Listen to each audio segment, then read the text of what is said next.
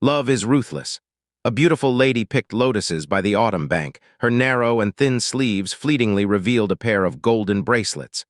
The reflection of the water cast light on her face as she realized that the flower she plucked looked like a face. Her heart was but a thread in a tangled mess. Mandarin ducks on the banks as night approached, and the wind stirred waves. As visibility became low, they could not find a companion. The girl picks lotuses by the autumn bank. As she pulls on her narrow sleeves, two gold bracelets are revealed. On the surface is a picture of beauty, but underneath her heart is like a string struggling to be untangled. The fog has lightened due to the strong winds, but as time approaches, solitude lies by the stream. A mysterious song is heard from afar, seemingly from the Jiangnan province. A soft and graceful tune was played which carried across the lake's surface under the cover of the mist. Once the song had finished, a small boat appeared. Within the boat were 5 girls who were singing and laughing, picking lotuses into the boat. The lyrics the girls sang were from the poem The Butterfly Loves the Flower, written by the song poet Huang. The words sung matched what the girl was feeling inside. Though only 60 words were sung, the season, time of day, place, scenery, and the girl's face, clothes, hair adornments, emotions were all described meticulously. The next part of the song is as if someone is narrating a scene, a love story, which is close at heart yet far away, but a love which isn't yet exhausted. Huang was in Jiangnan as a court official where he lived a leisurely lifestyle, doing as he pleased, absorbed in what he was doing, reading, writing, etc. People of song shouldn't use their position to abuse the townspeople, but it is not forbidden to use poetry for leisure. As long as a line of poetry came out, as long as there is well water to accompany a song, as the Jiangnan spring comes and the willow buds, as lotuses are on the autumn lake, everything that follows is an O poem. It was during the year when Southern song was established, and when the South Lake became popular. It was near mid-autumn, as lotus leaves began to decay and when lotus pods were at their best. A song spread across the lake to a Taoist priestess's ear. As she sat alone underneath a willow tree quietly, the night winds forced her to place an apricot yellow robe on. The winds managed to brush a piece of dirt on her neck. She hid her feelings as a lonely heart like a string struggling to be untangled. The song gradually moves away. The song is a verse of Huang Ziu's Butterfly Loves a Flower. A light breeze carried 2 sentences. There are no lovers meeting under the wind and moon. The past is like a dream cut short. The song comes to a rest. A smile came upon her lips. She let out a sigh and raised a left hand, revealing a bloody palm. "What do you find so funny?" she mumbled to herself. She sang to herself without understanding the regret and sorrow within the poem. Standing about 100 feet away from the priestess, a plainly dressed, bearded old man was standing silently unmoved, but as he heard the 2 sentences, he let out an extremely quiet sigh. A little boat gently glides across the blue jade lake. The girls on the boat were young, 3 of them about 15 or 16, the other 2 were around 9. 2 of the girls were cousins. The older of the 2 was called Cheng Ying. The younger was called Lu Wuxia. The difference in age was about 6 months. The other 3 girls were singing songs constantly, the boat emerging from a pile of lotus leaves. Cheng Ying said, "Cousin, can you guess who that old man is?" pointing to the man underneath the willow tree. "The hair on that man is all messed up, his beard loose. The color of his beard was black like a crow's, indicating that he is not very old, although his face has traces of wrinkles like those of a 70 or 80-year-old. He is wearing blue. Around his neck is hung a bright satin bib. On it was embroidery of cat jumping at a butterfly, though the picture is now old and fading away." Lu Wuxia said, "That strange man has sat there for half a day now. Why doesn't he move?" Cheng Ying said, "If you want to call him something, call him old grandpa. If you call him strange, surely he would get angry." From within the boat, a disheveled lotus was lifted up and is thrown towards the man. The boat is about 10 feet from the man. Lu Wuxia is young, but the strength in her arms is not feeble. The one stroke was very accurate. Cheng Ying shouted out, "Cousin." It was meant to delay her, but she saw the lotus was in front of her face and flew past. As the man looked up, he saw the lotus flying towards him, but he didn't put his hand up to catch it and let it hit him in the face. He started to eat the petals from his face and clothes, even though the petals were bitter, and smiled as the boat is rowed closer and eventually came ashore. Cheng Ying ran towards the man and tugged his clothes, saying, "Old grandpa, those are not nice to eat." She reached into a pocket and pulled out a lotus flower, split it open, peeled off 18 petals, then split open the blue-green skin of the lotus and removed the bitter core, and then passed it onto the man's hand.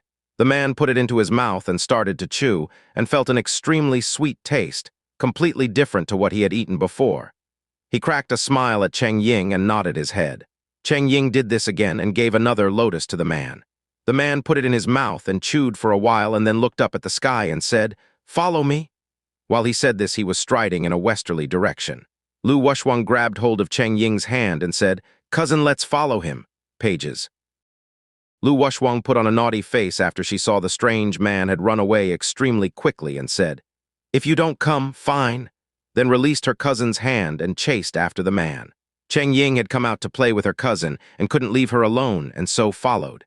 The other three girls were older than them, but they didn't have the same courage and just called out a few times as they watched the old man disappear into the mulberry forest followed by the two cousins.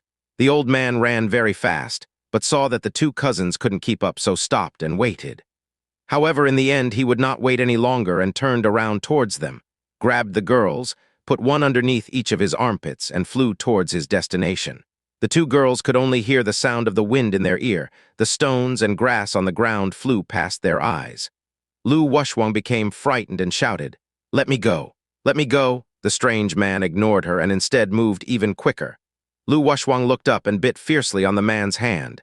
Teeth marks were left on the man's palm, but he hid the pain. Lu Wuxiang loosened her teeth. She shouted and screamed with all her life. Cheng Ying stayed quiet.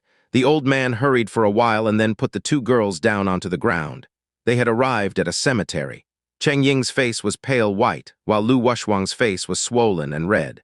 Cheng Ying said, "Old grandpa, we need to go home. We don't want to play anymore." The strange man stared at her without flinching. Cheng Ying saw that his eyes revealed a sorrow, a lonely aura, and filled her with pity. She gently said, "If you've got no one to play with, then wait by the lake again tomorrow and I'll peel lotus for you to eat again." The strange man sighed and said, "Yes, it has been 10 years. I've had no one for company within these last 10 years. His eyes were still exuding an ominous light. He then fiercely said, "Where's Yuanjun? Where do you live?" Cheng Ying heard his serious voice and became frightened. Quietly she said, I don't know." The man grabbed her arm, shook her a few times. His voice sunk, "Where's Yuanjun?" Cheng Ying was scared and wanted to cry. Tears rolled from her eyes. Yet she didn't cry. The old man clenched his teeth. "Cry, cry, you won't cry. You were like this 10 years ago. I won't let you marry him. You said you couldn't bear to leave me, so why did you leave with him? You said you were touched by my kindness. Leaving me would leave you heartbroken." "Ha! Those are all deceiving words. If you are really hurt, why don't you cry?" He held onto Cheng Ying fiercely. Cheng Ying had been pale due to fright, but still the tears wouldn't come. The man shook her again. Cheng Ying clenched her teeth and said to herself, "I won't cry, I won't cry." The strange man said, "You won't even cry one tear for me, not even one. What use is my life now?" He suddenly let go of Cheng Ying, bent his legs, crouched, and thrust himself into a tombstone, causing a crashing sound. He lay on the ground unconscious. Lu Wuxiang said, "Cousin, quickly escape," and grabbed hold of Cheng Ying's hand, turned and ran. Cheng Ying hurried a few steps, but as she saw the strange man lying with blood on his head, her heart couldn't stand it and said, "Old grandpa is dead." Lu Wuxiang said, "Now he's dead, won't he turn into a ghost?" Cheng Ying gulped, scared that he would turn into a ghost, scared that he would suddenly wake up, and remembered the mad words he was saying. She saw his head covered in blood and felt pity. She comforted herself by saying, "Old grandpa is not a ghost. I'm not scared. He won't blame me."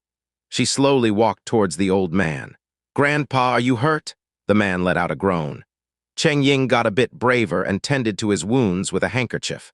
But the force of the collision was great, so the wound on his head was very severe. The handkerchief was soaked in blood.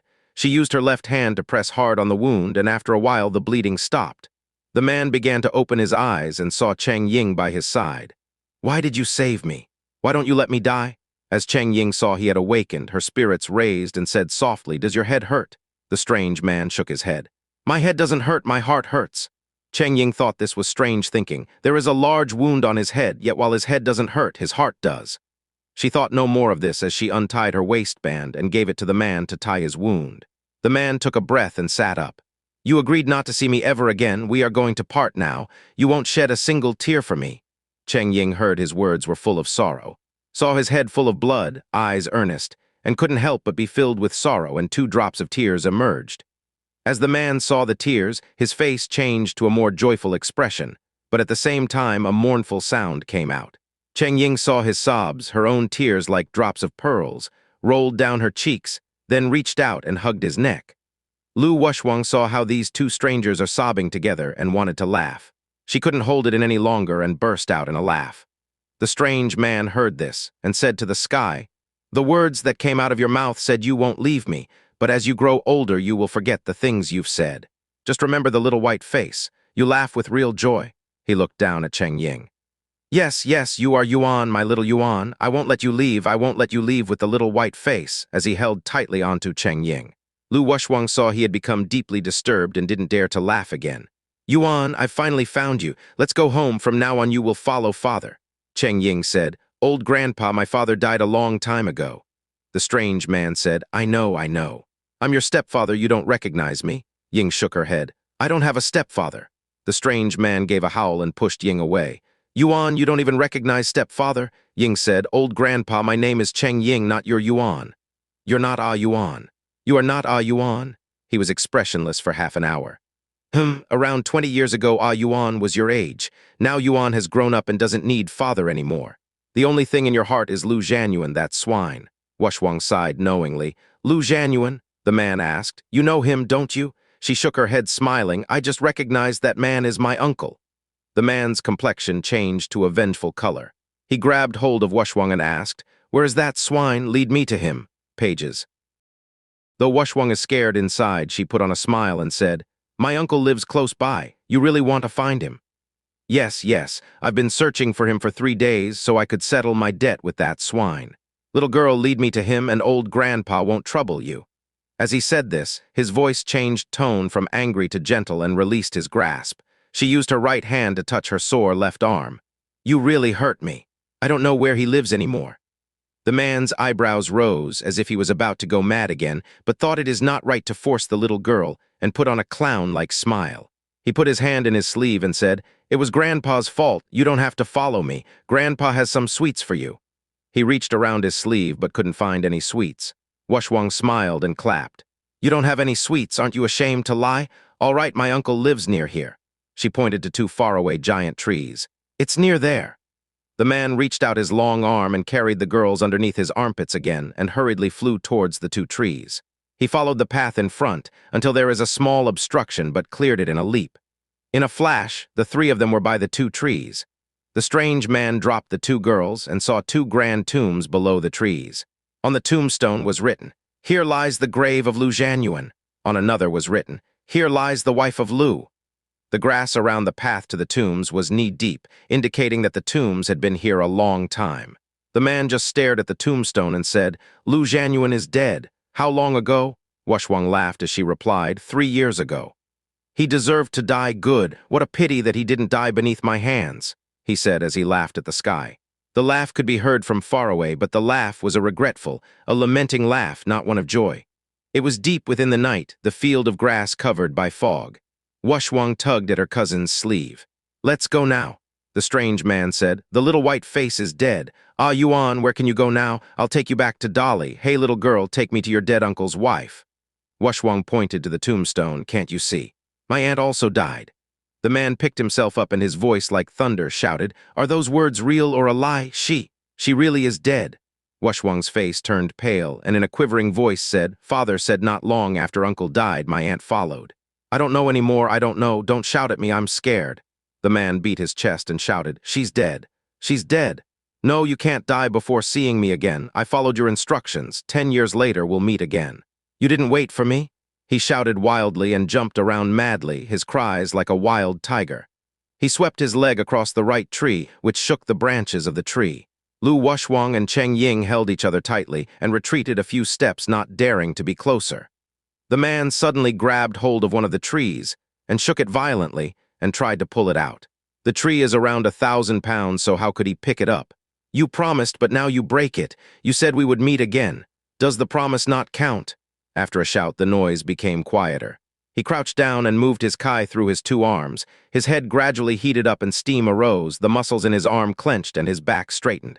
He shouted, "Rise!" As the tree was being pulled, a strange noise occurred. Amidst the noise, there were now two pieces of the tree. He picked up of one part of the tree and stood still before saying quietly, "Die, die." He exerted some strength and flung the piece of tree away far away. Like the handle of an umbrella, it was flying through the air. He stood in front of the tomb and mumbled, "You are right, the wife of Lu is indeed Yuan."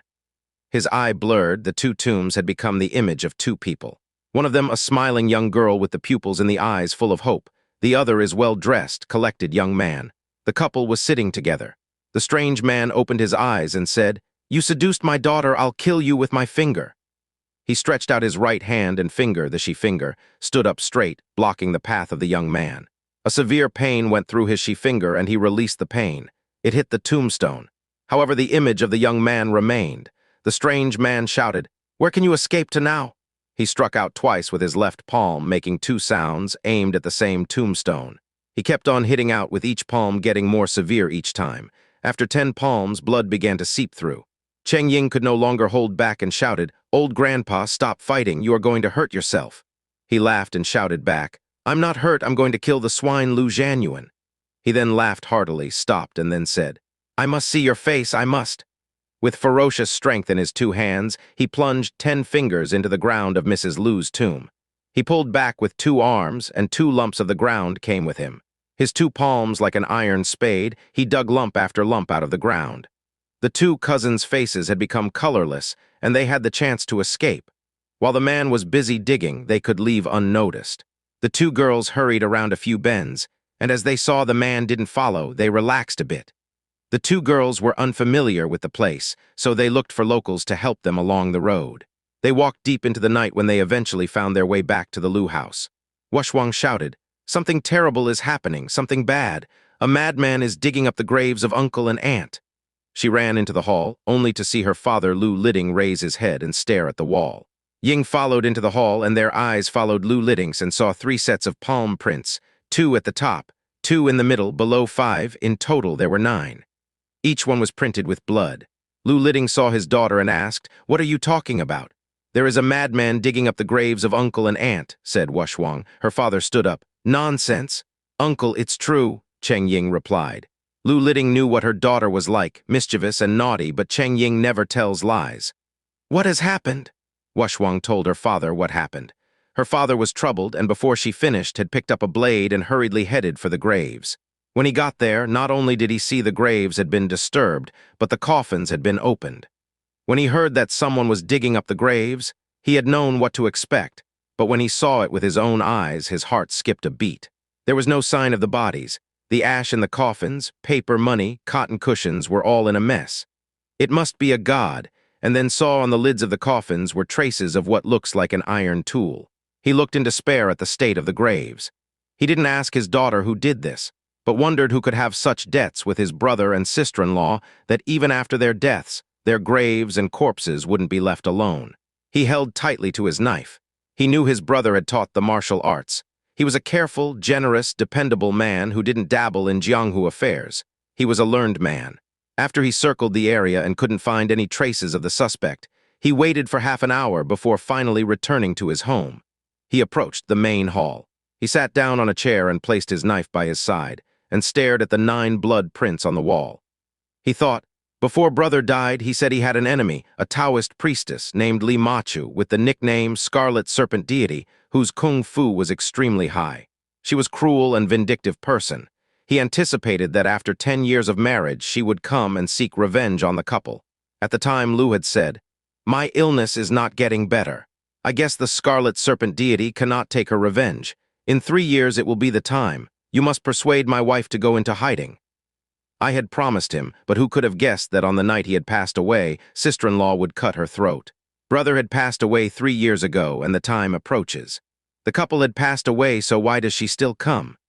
Brother also said that before the priestess kills, she would place bloody handprints on the wall on the target's home, with 1 print meaning 1 life. My home only has 7 people in total, so why 9 prints? The 2 prints are for my brother and sister-in-law, but now they are dead, she must have dispatched people to ravage their grave. I've been at home all day, so how did that evil witch manage to place the prints? Could she get in here without disturbing even gods and ghosts? He shivered. Soft footsteps can be heard behind him. A small, soft pair of hands covered his eyes. He recognized it was his daughter's voice when she spoke. Pages. Father, who am I? Lu Wuxiang had always been close to her father. When she was 3 years old, she played this game with him. This made her parents laugh. He was sad, so now his daughter is trying to cheer him up. Under normal circumstances, this would have worked. But today it would be no use as he pulled his daughter's hands away. Father has no time to play. Let's go inside and play. Lu Wuxiang stood there. She always had the love of her father, and now he had no time for her. She let out a sigh and wanted to share in her father's misery, only to see the male servant, Zhen, hastily arriving. There's a guest outside, Master. You tell them I'm not at home. Master, she doesn't want to see you. She just wants to spend the night here. Lu Liding said, Who? Are they women? No, it's a mother with 2 small boys. They've been waiting a long time. When Lu Liding heard it was a mother with her 2 sons, he was able to relax a bit. It's not a Taoist priestess? Zhen shook his head. No. It's a plainly dressed woman. She looks like a mother of a respectable family. All right, take them to the guest room and treat them well. Give them something to eat. Zhen hurriedly went out. Lu Wuxiang said, I'm going as well, as she hastily exited. Lu Liding stood up. He wanted to go inside to discuss how to face this enemy with his wife. He made his way into the hall. He showed her the prints and told her about the missing corpses. Mistress Lu pondered and said, We are going to have to hide the 2 girls. Master Lu pointed at the wall. The girls are inside, but I fear that the monster that did this won't let them escape so easily. We have practiced kung fu for several years now. When the person enters our home, remember not to show any emotion. Mistress Lu stared at the wall. There are 9 prints. We only have 7 people within the household. As soon as Lu Liding heard this, his limbs went numb and looked at his wife startled and cried. He reached out and held her arms. Mistress Lu quivered and said, Brother and sister-in-law. I don't know what deep debt the witch is after, but brother and his wife are dead. She has sent people to dig up the grave and disturb the corpses. You are saying that madman was sent by her? Correct. Mistress Lu saw that her husband's head was covered with sweat. Why don't you go into your room, clean yourself up, and rest a while before we discuss this again? Lu and his wife went into their room. Wife, today it will be hard for the Lu family to avoid death, but if we survive, we will honor brother and sister-in-law's name. You are correct, replied Mistress Lu. The 2 of them thought Lu Liding is not a famous name, but the name Lu Zhanyuan is. The He Yuanjun couple was famous throughout the Jianghu world. The Lu name was famous, and no one in the Jianghu dared make fun of the name. The 2 of them went to the back garden after they heard a sudden sound from the east wall. Near the top of the wall was a person. Lu stepped in front to shield his wife. He looked up and saw a young boy sitting on the wall, trying to pick a ling flower. By his leg, someone shouted out, Careful, don't fall. It was Cheng Ying, Lu Wuxiang, and a boy picking flowers by the wall. Pages. Lu thought, the girls are naughty, getting someone else to do their errands. The boy on the wall managed to pick a flower. Wuxiang shouted, Give it to me, give it to me. The boy smiled and threw it to Cheng Ying. Cheng Ying caught it and gave it to her cousin. Lu Wuxiang was angry and threw the flower onto the ground. She took a few steps and angrily shouted, Who cares? I don't want it anymore. Lu and his wife saw how the kids were playing and arguing and sighed. They withdrew to their room. Cheng Ying saw Wuxiang crush the flower and asked, Cousin, why are you angry? I don't want his, I'll pick one myself. As she said this, she moved her right foot a little and leapt. She hung onto a purple cane hanging from the tree.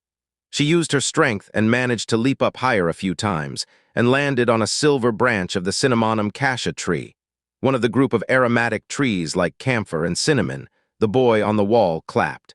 So you are joining me. Wuxiang swung on the branch a few times and released her grip, throwing herself towards the wall. Although she has learned a little lightness kung fu, this leap was very dangerous. But since she was angry with the boy giving the flower to Ying and not her, she wanted to keep her pride in front of the boy. She wasn't used to jumping such a distance. The boy gulped and said, Stretch your hand out, as he reached out. If the boy hadn't reached out, Wuxiang would have made it, but when she saw his hand in midair, she shouted, Move, and leaned to the side to avoid his hands. The ability to twist in the air is part of a higher level of kung fu. She had seen her dad perform this once before, but without the supervision of her parents, how could she try it? As she turned, her hand wasn't able to reach the top of the wall. She shouted, Oh no, before falling to the ground. Another boy near the foot of the wall reached out to catch her. The wall was about 10 feet tall.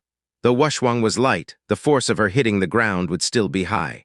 The boy managed to grab her waist, the both of them falling onto the ground, only to hear two caw-caw noises as the bone in Lu Wuxiang's left leg snapped. The boy changed color to that of the flowers on the stone altar as blood spouted out. Cheng Ying wanted to help the boy who tried stopping the disaster up. The boy got up and pressed hard on the heavy wound. Wuxiang had already fainted. Cheng Ying picked up her cousin and shouted, "Uncle, Aunt, hurry!" The couple rushed out of their rooms to see to injured children, as well as a middle-aged woman who also rushed out from her room. It was the woman who had come to ask for shelter for the night. They saw her pick up the injured children and rush into the hall. Ignoring her own child's injuries, she tended to Lu Wuxiang's leg, intending to put the snapped bone back in place. Mistress Lu fetched a piece of cloth and tied it around the boy's head before going to see her daughter. The woman then pressed down on the Bai Hai, White Sea pressure point, and the Wei Zhang, middle gathering pressure point on Lu Wuxiang's leg to ease the pain, as she placed one hand each on the broken pieces of bone, then put the bone into place. Lu Liding saw her movements were swift, her pressure point, dim yue, kung fu was at a respectable level, and his curiosity was raised. "Who are you? Why did you come here?" The woman was busy tending to Wuxiang's leg and didn't reply to the questions. At the same time, a laugh was heard on the roof. "I'm here to take the 9 lives of the Lu family, come out." The woman heard the chilling laugh from the rooftop, swallowed, and continued to tend to Wuxiang's injuries. As she twisted her hands, Wuxiang let out a scream in sheer pain and she fainted again. Everyone went outside, only to see a young priestess standing by the overhang of the roof. The moonlight lit up her face. She was about 15 or 16 years of age, and a long sword with a blood-red sash hung on her back, the sash moving in the wind. Lu Liding said calmly, "I'm Lu Liding. Are you under the command of Priestess Li?" The priestess's lips were skewed when she replied, "It's good that you know. Go collect your wife and daughter, kill them, and then kill yourself to spare me the trouble."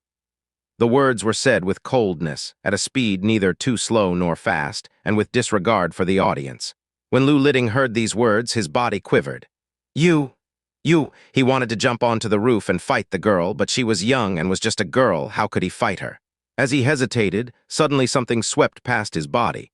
It was the woman who had come to ask for shelter. In her hand was a long sword, ready to fight that young priestess. The woman wore a gray traditional dress, the priestess an apricot yellow robe. Under the moonlight, the images of gray and yellow resembled some sort of flying dance. 3 flashes of light were produced as 3 sword-clashing sounds were made. Lu Liding's skills were taught by his brother, and though he has never fought an enemy before, his eyes weren't poor and saw every stance of the 2 fighters. He saw the sword held in the priestess's hand turned from defense into attack, attack into defense. Her sword stances were without mercy. The woman's sword matched hers. The sounds of clashing blades were heard, both swords turned over. Suddenly the little priestess's sword flew into midair. The little priestess chased after her sword, her face losing its calmness, and she shouted out, "I'm under the orders of my master to take the lives of the Lu family. Who are you, and why are you meddling in these affairs?" The woman gave out a cold laugh and said, "It seems like your master has great ability. She went out to find Lu Zhanyuan to settle her debts, but she knew that he was dead. So she's taking out her anger on his loved ones, isn't that correct?" The little priestess wielded 3 small silver needles with her right hand and threw them ferociously, 2 at the woman, 1 at Lu Liding, who was standing in the middle of the courtyard. It was such an unexpected movement.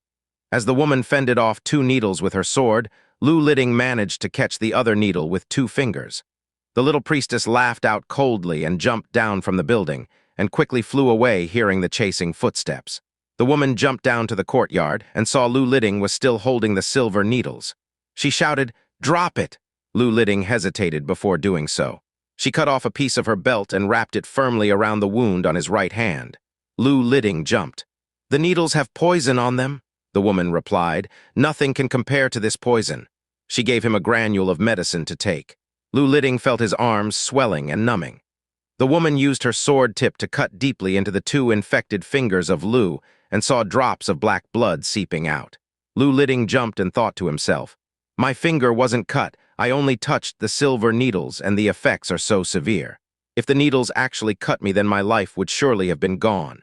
He then looked in the direction of the woman and said, "I have eyes, but I fail to see Tia Shan Mountain, please. Can Madam tell me her name?" This phrase basically means he didn't see his benefactors even though they were in front of him. The woman replied, "My husband is named Wu Santong." Lu got up in awe and said, "So it is Madam Wu. I've heard the Wus are under the order of Reverend Yiding in the south in Dali, is that right?" "You are right. Reverend Yiding is indeed my husband's teacher. I have learned a little in terms of martial arts from my husband, who is nothing more than a farmer. I hope Master Lu won't laugh, pages." Lu thanked her for the helping hand. He had heard from his brother, out of all the martial artists he had seen, those under the teachings of Reverend Yiding were the best. After Yiding had abdicated as the ruler of Dali, he became a monk and had 4 students: fisherman, woodsman, farmer, and scholar. The farmer was called Wu Santong. Wu disliked his brother, but at the time his brother had not told him how the feud between them started. Why did Madame Wu not treat them as enemies, but instead help them by fighting off the Scarlet Serpent deity's disciple? The reasons are hard to fathom. Everyone went back to the main hall. Lu Liding carried his daughter inside and saw she had regained her consciousness, her face now white. She's holding in the pain and refraining from crying, not particularly aware. Madame Wu said, "Now that witch's disciple had escaped, she herself will come here. Master Lu, I'm not looking down on you, but even if you and your wife joined forces with me, we are never going to be able to compete with her. But even if we run, it will be no use. We might as well wait for her and let fate decide." Mistress Lu then asked, "Who exactly is the witch waiting for? And what feud has our family with her?" Madame Wu looked Lu Liding in the eye and said, "Master Lu never mentioned this before." Mistress Lu replied, "He only mentioned that it was something to do with brother and sister-in-law, something to do with love affairs. He isn't exactly sure himself." Madame Wu sighed, "It must be something to do with that. I'm an outsider, so it is not my place to speak. Master Lu's brother went to Dali 10 years ago. Li Machu, the Scarlet Serpent deity, is now infamous throughout the Jianghu world, but 10 years ago she was a gentle beauty and wasn't yet a priestess. This was before she sinned, after she saw your brother and fell under the enchantment of love. After many twists and turns, your brother eventually married Yunjun. However, this wasn't any fault of Yunjun. This kind of business is best kept under wraps. It's just today's events have forced me to retell these events. Yunjun was my stepdaughter. Your sister-in-law, Yunjun, was an orphan. We took her in and she became our stepdaughter. We loved her dearly. Eventually, she met your brother and they fell in love with each other and wanted to get married. Firstly, my husband didn't want her to leave the family. Secondly, he was too strict, saying Jiangnan people were crafty and cunning. They can't be relied upon, and forbade the wedding. Yuan secretly ran away with your brother. On the wedding day, both my husband and Li Machu went to find the couple and cause them trouble. Luckily, a high monk from the Dali Sky Dragon Temple passed by and took the matter in his own hands. He requested on his behalf that they would grant the couple 10 years of peace. Li Machu and my husband agreed to this. My husband was angry, and after this event he became confused and disturbed. His teacher, fellow students, and even I were unable to persuade him or understand him. He just counted down the 10-year deadline. According to my calculations, today 10 years exactly has passed. It was hard to predict that the couple would not enjoy the 10 years of bliss that they had been granted. She dropped her head after she finished. Her whole face changed to a mournful look. Lu Liding said, "So according to what you have said, the person who dug up brother and sister-in-law's grave was your husband?" Madame Wu replied in shame, "After hearing what the 2 misses have said, it is indeed my husband." Lu, shaking his head, said, "Your husband's actions are not trivial. There wasn't a feud in the first place. Even if there was, now that my brother and sister are dead, things should be bygones. But now he's stolen the corpses, is that the action of a hero? When it comes to status, the Wu couple is higher than that of Lu's. But now that his heart is full of fury, his words did not carry the proper tone of respect." Madame Wu sighed, "Master Lu is right to blame my husband. He is confused and has stopped talking. He doesn't deserve any pity. I've brought my 2 children along here to try and stop the wrongdoings of my husband. Right now, I'm the only person who he takes any notice of." She looked at her 2 children and said, "Go and kowtow, kneel down in front of Master and Mistress Lu to apologize for your father." The boys did as they were told. Mistress Lu gave a hand to help the boys up and asked what their names were. The one who threw himself down and cut his forehead was called Wu Dunru, the older brother. The younger was called Wu Ziyuan. The difference in age was 1 year, one of them 12, the other 11. The 2 had been taught martial arts and were relatively learned. Madame Wu and her husband were getting old and hoped that they could reach a good level of kung fu and schooling so they could withhold the Wu name in Wuxia and not just rely on it. Madame Wu did not divulge the darker reason for her husband's behavior. She sighed and thought, "Those lies are only good for now. I mustn't tell anyone about the truth." In reality, when Yunjun had grown to 18 or 19, she had become a beautiful woman. The feelings that Wu Santong had for her did not limit itself to the father-daughter relationship. He was considered a hero in the Jianghu world, so he could do nothing, and he was relatively content. But when he saw that she had fallen in love with a Jiangnan youngster, he was angry that it wasn't him. That's why he said, Jiangnan people are untrustworthy and unreliable, to get rid of his love rival. The reason he said this was that he had suffered the craftiness of Huang Rong. She tricked him into replacing Jing in pushing down an ox and large stone, and couldn't escape afterward. Although this matter was cleared up later, the words, Jiangnan people are untrustworthy, were etched into his head. Madame Wu then said, "To think that before my husband had arrived, Li Machu is already here seeking revenge." As she said this, a voice was heard from the roof. "Ruer Wenner, come with me?" The words were unexpected, as no footsteps had been heard on the rooftop, yet someone was up there calling. The Lu couple gulped as they realized it was Wu Santong. Cheng Ying and Wuxia also recognized it was the weird lotus-eating man. They saw a blur, as Wu Santong flew down and grabbed his sons, one in each hand before returning to the roof. Madame Wu shouted, "Hey, why don't you come and see Master and Mistress Lu and return the corpses that you took from them? Hurry."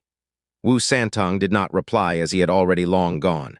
He ran wildly for a while and hurriedly entered a forest. He put down Ziu Wen but still held on to Dun Ru, as his trace disappeared and his son was left alone in the forest. As Ziu Wen saw that his father had gone over 100 feet away, he shouted, "Father, father!" He heard a voice far away. "Wait there, I'll come back for you." Wu Ziyuan knew his father was always acting strange and doesn't plan anything. Although he was frightened alone in the Black Forest, he thought his father won't be long and sat down on a log. After a long while, his father still hadn't come. He said to himself, "I'll go and find Mother," as he headed back to the Lu home. Jiangnan is a place where roads lead in all directions, where paths are twisty and windy.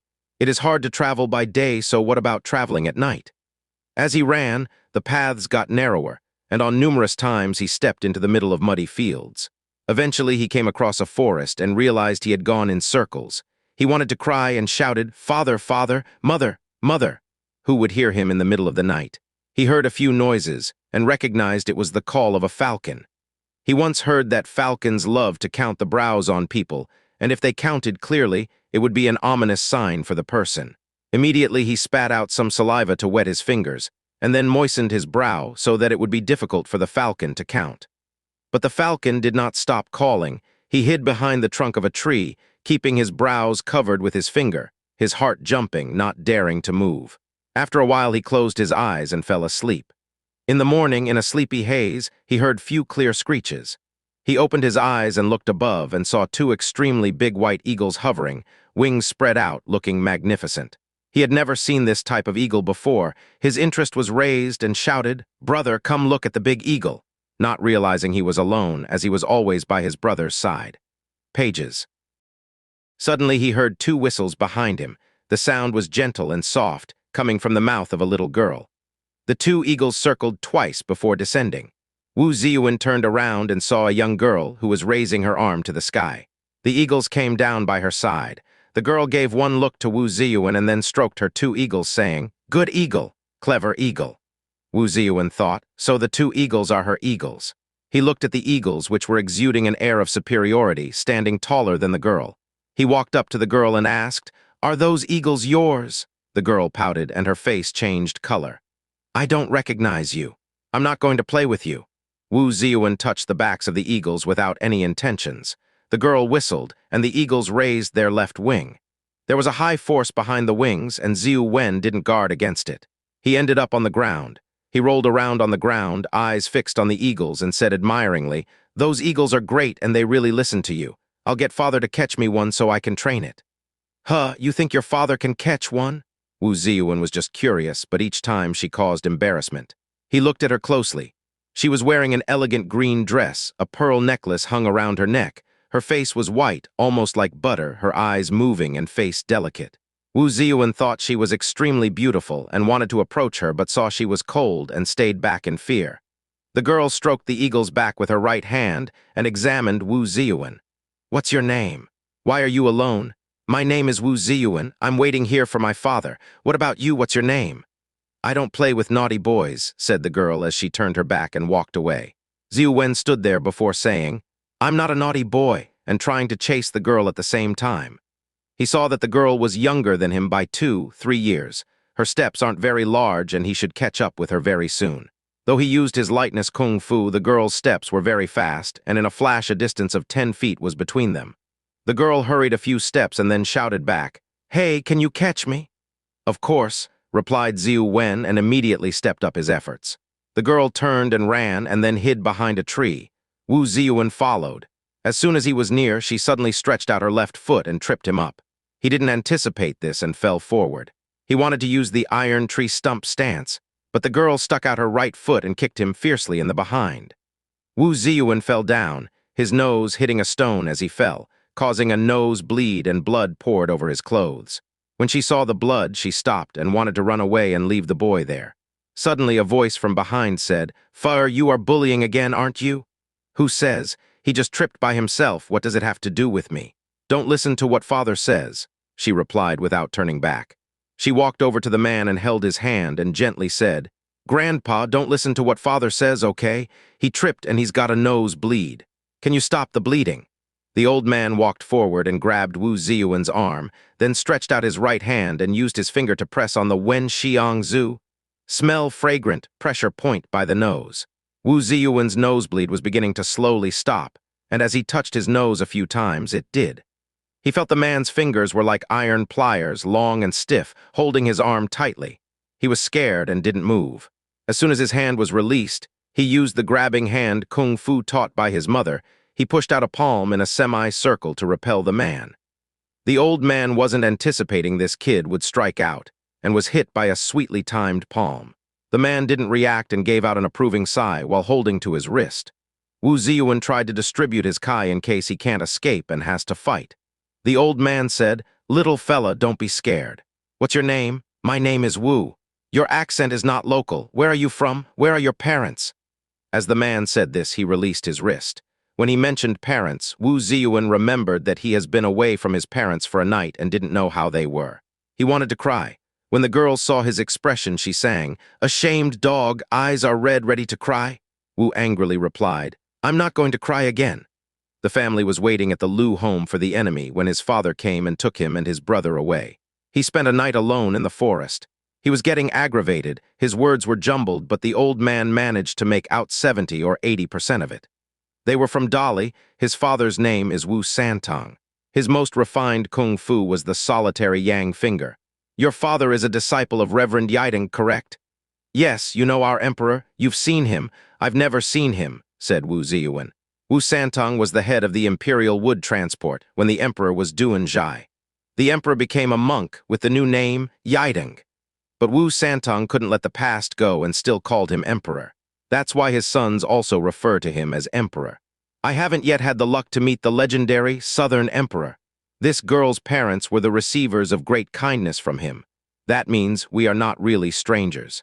Do you know who your mother's enemy is? I heard from Mother and Master Lu that it's Scarlet something Chu. The old man raised his head and mumbled, Scarlet something. He slammed his staff and said loudly, Could it be the Scarlet Serpent deity Li Machu? Yes, it's the Scarlet Serpent deity. The old man's complexion changed completely. He said, You two play here, don't leave, I'll go and take a look. Pages. The little girl said, Grandpa, I want to come. Me too, added the boy. The old man said, No, never, that witch is really powerful, I can't beat her. But when there are friends in need, one must go. You must listen. He walked away, his staff digging into the ground as he took each step. Wu Ziyuan said respectfully, Old Grandpa is blind and lame, yet he moves so fast. The girl bent her lips and said, What's so strange? If you saw my father's and mother's lightness kung fu, you would be even more shocked. Your father and mother are also blind and lame, the girl angrily replied. Your parents are blind and lame. It was now deep into the day. The farmers are in their fields. Every man and woman was singing folk songs. He was originally from these parts. Though he was blind, he walked and asked for help at the same time, and in not too long he had reached the home of the Lus. From afar he heard the exchange of blades, the ping-ping, pang-pang, clashing indicating some ferocious stances. The Lu Zhanyuan family is a famous family in this area, and he's just commoner. Although he is now a fairly famous martial artist, he didn't approach, and he also knew that he wasn't the Scarlet Serpent deity's match. He knew that rushing in would just produce another corpse. But the matter involved a disciple of the Reverend Yiding, and his debts to him were too many to measure, not exactly his debts, but what the girl's parents owed Yiding. He couldn't just stand by. He used more energy and hurried to the village. He heard fierce fighting on the roof involving 4 people. He turned his ear to one side to listen more carefully. From the breathing and sword clashing sounds, he could tell it was 1 versus 3, though the 3 couldn't fend off the enemy and were losing. Last night Wu Santong had carried off his sons, and the Lu couple wondered what he was up to now. Madame Wu's spirits raised and said, "Though my husband acts wildly, when in danger he thinks clearly." Mistress Lu asked what she meant by this. Madame Wu replied, "I don't know if I've guessed correctly. Let's just wait and see." As the night went on, Lu Wuxiang fell asleep in her father's arms. Cheng Ying also eventually fell asleep. Mistress Lu wanted to take the children into their rooms. Madame Wu said, "Leave them for a little longer." At that moment, someone shouted from the rooftop, "Throw them up here." It was Wu Santong. His lightness kung fu was superb. Mistress Lu didn't even notice he was on the roof. Madame Wu took Cheng Ying outside and threw her up to Wu Santong, who caught her. The Lu couple swallowed as Madame Wu threw Lu Wuxiang up to Wu Santong as well, who then took them away. Lu Liding was concerned and said, "Where are you taking them?" as he leapt onto the roof. But it was pitch black. There wasn't a trace of Wu Santong and the girls. Master Lu wanted to give chase, but Madame Wu shouted out, "There's no need to chase them, he's trying to do good." Lu jumped down back into the hall and quivering asked, "What good deed?" Mistress Lu said, "Wu Santong is scared that the witch is going to harm the children, so he has delivered them to a safe place." After he heard his wife say this, he said, "Yes, it must be this." But as he thought about how Wu Santong took the corpse of his brother and sister-in-law away, he started to worry. Madame Wu said, "Ever since Yuan got married, every little girl he looked at reminded him of his troubles. I predicted that he would come back to carry the girls away and try to protect them. The first time he came here and took Rer and Wenner away, I caught him glancing at the girls a few times. His face had an affectionate look with no evil intent. He's pretending that they are Yuan. Indeed, he did come back for them. I hope this time he's not going to do anything stupid." She sighed twice. "You two better get some rest. We don't know when the witch will come. There's no need to wait anxiously." The Lu couple was extremely worried about their daughter and niece, but decided to rest a little. Their fear and hate for the enemy filled them as they waited for her in the main hall, the both of them carrying swords and concealed weapons. They did not rest anymore. The couple has been married for 18 years. Through that time, the everyday business of running the home had its fair share of problems. But now when they think about the enemy, and what Brother and Madame Wu said about the enemy's strength, her cruel and vindictive ways, they knew time was running out and held each other. After a long while in the midst of the solitude, a soft song was heard from afar, seemingly a long distance away, but the lyrics were crystal clear. "O mortals, what is love that binds beyond life on earth? To all corners in pairs we fly." Each word seems to be getting closer and closer. The person singing the song seems to be approaching extremely fast. By the beginning of the third line, the person had arrived at the door. The 3 of them were startled, as suddenly a crashing sound was heard. The bolt on the main door had broken. The door flew in 2 different directions. An attractive priestess with an evil smile gently stepped in. She was dressed in an apricot yellow gown. It was the Scarlet Serpent deity Li Machu. Zhen at the time was cleaning the courtyard. He spoke first. "Who are you?" Lu Liding quickly said. "Zhen, run away." Could he escape? "Pages." Li Machu moved her hand in a sweeping motion. Zhen's head was split open, dying without a sound. Lu Liding drew his sword. Li Machu leaned to the side and brushed past him, and with another sweeping motion with her fly whisk, caused the 2 maids to die.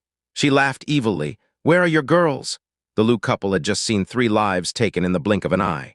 They knew they would have no luck today. With swords in their hands, they rushed to attack her from the left and right. Li Machu was about to attack again when she saw Madame Wu at the side holding a sword and cackled. "So an outsider wants to interfere? Fine, you can join the dead in this house today."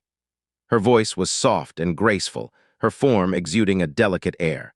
She had a pair of bright eyes, her skin white, and was a real beauty. They didn't see her leg movements as she floated to the rooftop. The Lu couple and Madame Wu leaped up to follow. Li Machu swept her whisk and the weapons flew out of their hands. She gracefully said, "Master Lu, if your brother was still alive and told me he would divorce He Yunjun, that slut, then I could have spared your whole family. But now your luck is bad, you can't blame me, blame your short-lived brother." Lu Liting said, "Who asked you to spare us?" as he waved and chopped his knife blade at her. Madame Wu and Mistress Lu both attacked from the front. Li Machu saw Lu Liting's skills were very average, but the way he used his knife, his kicks and palms, reminded her of her loved one. Her heart ached, and she wanted to see this type of kung fu as long as she could. If she killed him, the Jiangnan Lu family blade, kung fu would be lost forever, so she flung her whisk without any real intent and allowed her three enemies to circle her, her heart in a tangle, unable to use her normal array of ruthless moves. Suddenly, Li Machu gently whistled. She moved from the house and headed towards the river bank, and to a lame old man holding an iron walking staff, and swept her fly whisk at him, trying to wrap it around his staff. Before her legs had touched the ground, she had already unleashed an attack on her enemy. Unleashing it when he wasn't prepared, her moves ruthless. She could teach the enemy how she could kill at all costs. The old man heard the incoming attacks clearly. He lifted his staff across his body, getting ready to fight. He was aiming to pierce her right wrist. The iron staff is a heavy and clumsy weapon, only being able to sweep and smash. The old man is using a piercing type of kung fu, using the staff as a sword, and the moves he will unleash will be light and leisurely. Li Machu waved her fly whisk, the silver threaded end up, wrapping it around the old man's weapon. She shouted, "Let go!" They struggled, borrowing strength to use strength, the fly whisk using the force in the iron staff to pull and drag the enemy towards it. The old man's arms were shaking severely, and struggling to hold on, he jumped up, his body slanting in midair to escape, and managed to fend off a skillful stroke of hers. He thought, this tyrant does live up to her name. Li Machu used the stance great-granddad goes fishing, Tai Gong Dairo Yu, followed by luring the old man, Yuan Ji Shang Daio, to snatch away the enemy's weapon. Usually this is a great move and would guarantee success, but before she could snatch away the iron staff, the man had anticipated this move.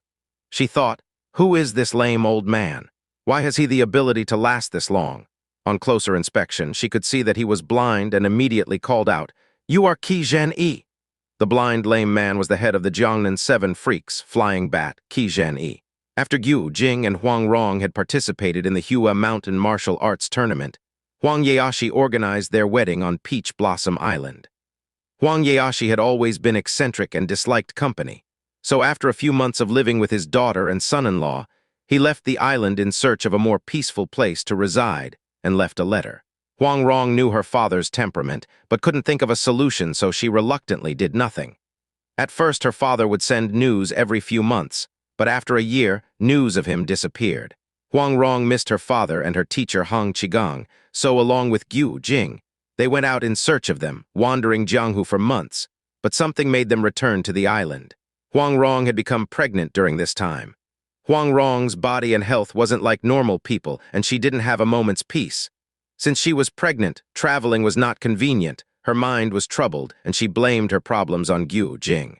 A pregnancy reduces the body's ability to handle stress. Although she loved Gu Jing deeply, she always found a reason to quarrel with him as he didn't care about searching. Gu Jing knew his wife's temper, so ignored what she said and treated it as a joke. She had a great deal on her mind and eventually stopped smiling. This troubled Gu Jing. 10 months passed and Huang Rong gave birth to a baby girl, and she was named Gu Fu. Huang Rong was unhappy during the pregnancy, but after she gave birth, she spoiled her daughter. When she was just 1, she exhibited the signs of disobedience and of being spoiled.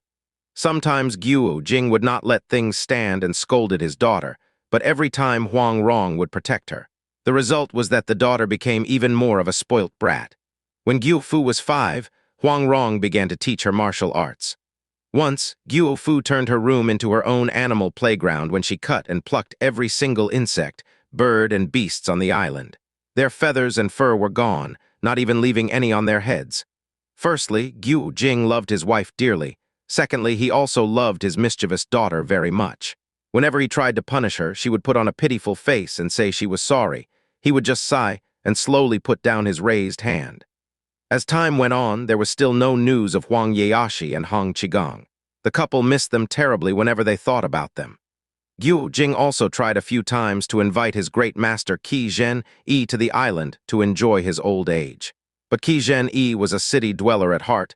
Drinking and gambling was a hobby to him, and so declined the invitation. One day he went to the island by himself, not being picked up by Jing. What had happened was that he was having no luck. The more he gambled, the more he lost, and he ended up with great debts. He had nowhere to go and had to escape his debts. Jing and Huang Rong were delighted to see him and kept him on the island, not permitting him to leave. Huang Rong eventually found about the debts and secretly sent out someone to pay them. Qi Zhen Yi didn't know about this, so he dare not return to Jiaxing and resided on the island with nothing to do. As a result, he had become a playmate for Guo Fu. A couple of years passed and Guo Fu had become 9. Huang Rong still missed her father, and with Jing was going to leave the island in search of him. When Qi Zhen Yi knew about this, he insisted that he would come along. That meant that Guo Fu had to come along with him. When they left the island, Qi Zhen Yi said, "We can go anywhere but Jiaxing." Huang Rong smiled and said, "Great master, you don't know I already paid your debts a long time ago." Qi Zhen Yi laughed and insisted they go to Jiaxing first. Once the four had arrived in Jiaxing, they stayed at an inn. Qi Zhen Yi heard from his sources that a few days ago, an old man dressed in a blue-green gown was drinking alone in the Smoke Rain Inn. From the description, it sounded like it was Huang Yaoshi. Jing and Huang Rong were delighted by this news and searched the town and villages of Jiaxing. It was a beautiful day, so Qi Zhen Yi took Guo Fu along with the eagles to the forest to play, and by a coincidence bumped into Wu Ziyuan. After Qi Zhen Yi exchanged a few moves with Li Machu, he knew that he wasn't her match and thought, "That witch's skills are high, not below the once-alive Mei Keo Feng." He used the ambush evil cane moves, guarding the door. Li Machu thought, "I've heard from Brother Lu that in Jiaxing the more famous of the martial artists was the Jiangnan 7 Freaks. Their kung fu not at all simple, and they had a famous disciple, Jing. He is the head of the 7 Freaks, and he indeed lives up to his name. He is blind and lame, and now very old, yet he can still manage to last 10 or so moves with me." Suddenly she heard the shouts from the Lu couple and Madame Wu heading up attack at her. "Hurting that old Qi Zhen Yi is not a hard thing to do, but if I have the Guo couple tracking me, then that would make things hard. Today I'll just let him go." The fly whisk extended, the silver thread stiffened, the whisk now like a spear heading towards Qi Zhen Yi's chest.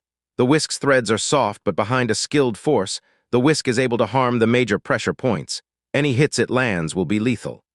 Qi Zhen Yi had planted the iron walking staff in the ground, relying on it to jump backwards. Li Machu jumped ahead, advancing to attack from behind. Her waist extremely flexible, she turned and jumped behind him, with Madame Wu not further than 2 meters from her shoulder. Madame Wu gulped and hurried a left palm aimed at her forehead. Li Machu gently moved her waist, like a flower floating in the wind, and escaped while unleashing a palm, hitting Mistress Lu in the abdomen. Mistress Lu walked forward 3 steps and fell to the ground.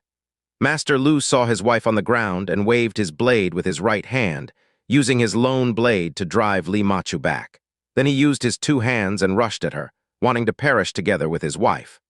Li Machu, after she failed in love, she detested signs of love, and when she saw Lu Liting rushing at her, she was filled with immense hatred and used her whisk to hit the lone blade.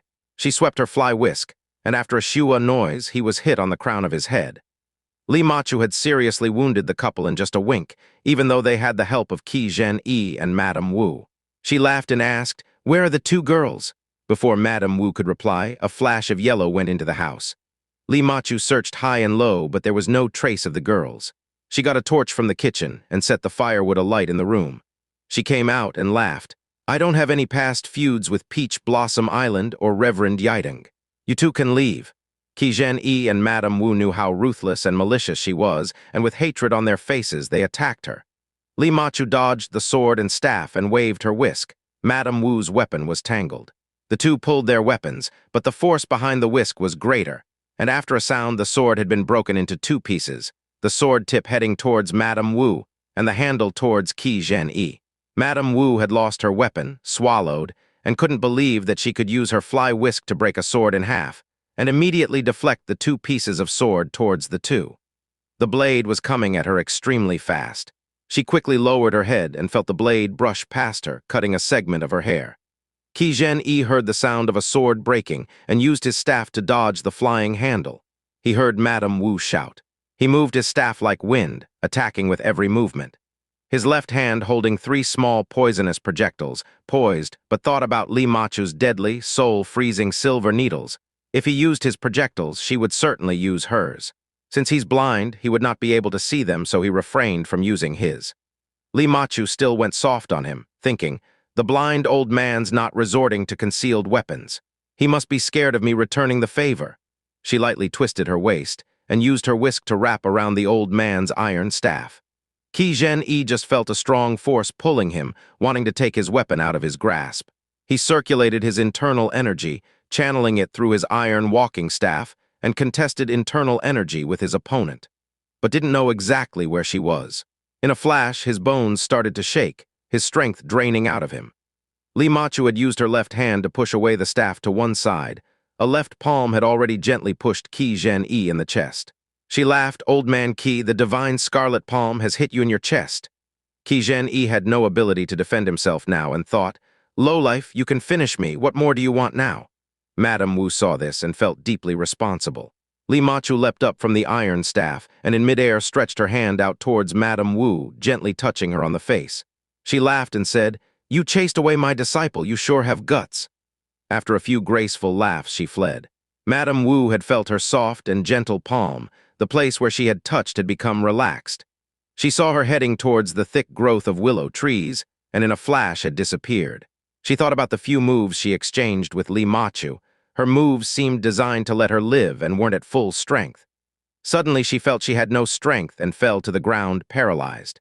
Qi Zhen-yi was touched in the chest, and he too was struggling by a rock. He breathed in quickly, then slowed his breaths. After a long while, Madame Wu exerted some strength to get up and saw black smoke rising, the Lu home in flames.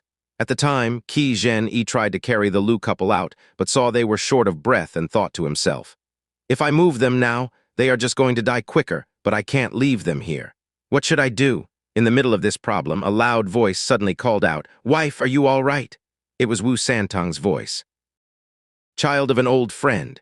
Madame Wu was caught unaware when she heard her husband's shout. Her mind was in a jumble, thinking about what sort of trouble the madman has gotten himself into now. But when he arrived, she only saw that his clothes were old and torn, and around his neck hung the bib that Yunjun used to wear when she was younger. He immediately asked, "Wife, are you okay?" These past 10 years he has never shown a touch of concern towards her, so she was delighted when she heard this and replied, "I'm over here." Wu Santong leapt in front of her, the Lu couple carried in each hand. He said, "Quickly follow me," and went on his way. Qi Zhen-yi and Madame Wu followed behind him. Wu Santong swerved east and twisted west for a few miles and led the two to an old, broken kiln. It was a large old kiln used for making wine bottles. Madame Wu entered and saw her 2 sons, Ziyuan and Dunru, were safe and sound. She let out a sigh of relief. The Wu brothers were sitting on the ground playing with stones with Cheng Ying and Lu Wuxia. When Cheng Ying and Lu Wuxia saw the Lu couple, they threw themselves onto them, shouting and crying. Qi Zhen-yi heard Lu Wuxia cry out mother and father. He immediately said, "Oh no, we've lured the ghost out. That witch is going to be here soon." Madame Wu's heart was afraid. She asked, "How?" Qi Zhen-yi replied, "That witch wants the Lu girls but doesn't know where they are." Wu Santong shouted out, "If the Scarlet Witch is following, then I'll go and face her." He turned around and stood at the opening of the kiln. Lu Liting's skull had been severely injured, but he had one last wish, so he strained out a breath and called out to Cheng Ying. "Ah, Ying, take out the handkerchief that I've got on my chest." Cheng Ying, her eyes full of tears, stretched out her hand and took out the handkerchief. It was a white satin handkerchief. In the 4 corners were sewn a red flower. The red flower looked withered, and by it was a jade green leaf. The white satin was old and had become yellow. The embroidery of the flower and leaf were beautiful, almost like the real thing. Lu Liting said, "Ah, Ying, tie the handkerchief around your neck. You mustn't untie it, you understand." Cheng Ying didn't know what her uncle meant, but did as she was told and nodded. Mistress Lu was severely hurt, but when she heard her husband's words, she forced her eyes open and said, "Why aren't you giving it to Xuenger?" "Give it to Xuenger," Mistress Lu quickly added. "You haven't got a heart. Are you not worried about your own daughter's safety?" As she said this, her eyes went white, her voice faded. Lu Wuxia didn't know what her parents were arguing about, and she cried out, "Father! Mother!" Lu Liting softly said, "Dear wife, you love Huang very much, so why don't we let her follow us?" Originally, the red flower and green leaf handkerchief was a lover's gift from Li Machu to Lu Zhenyuan. The red flower was the famous Manchu Luo flower from Dali. Li Machu figured that Lu sounds like green, the green leaf representing her beloved, and thought, red flower, green leaf, will always be together. Before He Yunjun died, she knew that on the 10-year deadline, Mo Chu and Wu Santong would come and cause trouble. She had a plan to deal with the two, but didn't expect the sudden illness of Lu Zhenyuan. She knew Lu Liding's kung fu was average and wouldn't be able to escape when the time came, so she gave him the handkerchief and made him understand if it was Wu Santong who came to seek revenge, to act normal and restrain from attacking, as he does not intend to take any lives. But Li Machu had become infamous in Jianghu in recent years with her cruel and vindictive methods. Meeting her would be your bad luck. If it was her, then tie the handkerchief around your neck. This will stir up any old memories that witch would have of your brother, and hopefully she will let you go. But Lu Liding was a proud man and would not beg Li Machu for his life. Cheng Ying was the daughter of his brother. Before he died, he requested that Lu Liding bring up his daughter like his own. He was obligated by the request of a good friend. But in the danger that they are now in, he would not be able to fulfill this request, and so gave the life-saving handkerchief to Cheng Ying. Mistress Lu had realized what he was doing and saw that he was sacrificing his own daughter. Under the strain, she suffered severe pain and left the world. Cheng Ying saw that the handkerchief was the cause of her aunt's troubles, took off the handkerchief and gave it to her cousin, saying, "Aunt said to give this to you, take it." Lu Liding said, "Shuanger, it's your cousin's. Don't take it."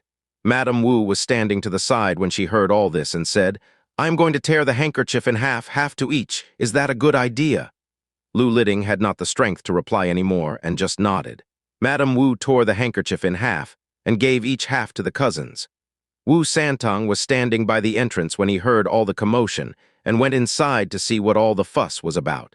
He saw his wife's face, and on the left cheek was a black patch. Startled, he pointed to his wife's face and asked, "Why is your face like that?" Madame Wu reached out and touched her face and said, "Like what?" Only to feel no sensation in her left cheek, her heart jumped and realized it was where Li Machu had touched her. Can it be that when she touched her face gently, she used the chance to emit poison? Wu Santong was inside asking questions when a voice from the entrance said, "The two little girls are inside, aren't they? They can't live, so just give them to me. If you don't, I'll burn you all in this kiln." The voice was clear and gentle. Pages. Wu Santong jumped out of the kiln and saw Li Machu standing at the entrance and thought in wonder, "It has been 10 years, yet she still looks like she did then." He had recognized that she had now become a priestess, but he couldn't change his way of greeting her and greeted her as he had before as Miss Li. Within these past 10 years, No had called her Miss Li. Now when she heard those words, her heart moved. Her memories and feelings as a young girl rushed to her chest. But then she remembered she could have spent her life with the person she loved. But there existed a He Yuanjun who caused her to lose her loved one. She was resigned to being alone forever. As she thought about this, her emotions came over her again, and she was unable to resist the pain. Wu Santong is another one who had his love rejected. Even though their love was a different sort, it is still love. When he was searching for Lu Zhenyuan, he saw with his own eyes Li Machu kill He Lao Quanqi's family. A total of 20 men, women, old and young, without remorse or feeling. To think about it made him shiver. He Lao Quanqi and she had never met. They had no feuds and no relations to He Yuanjun.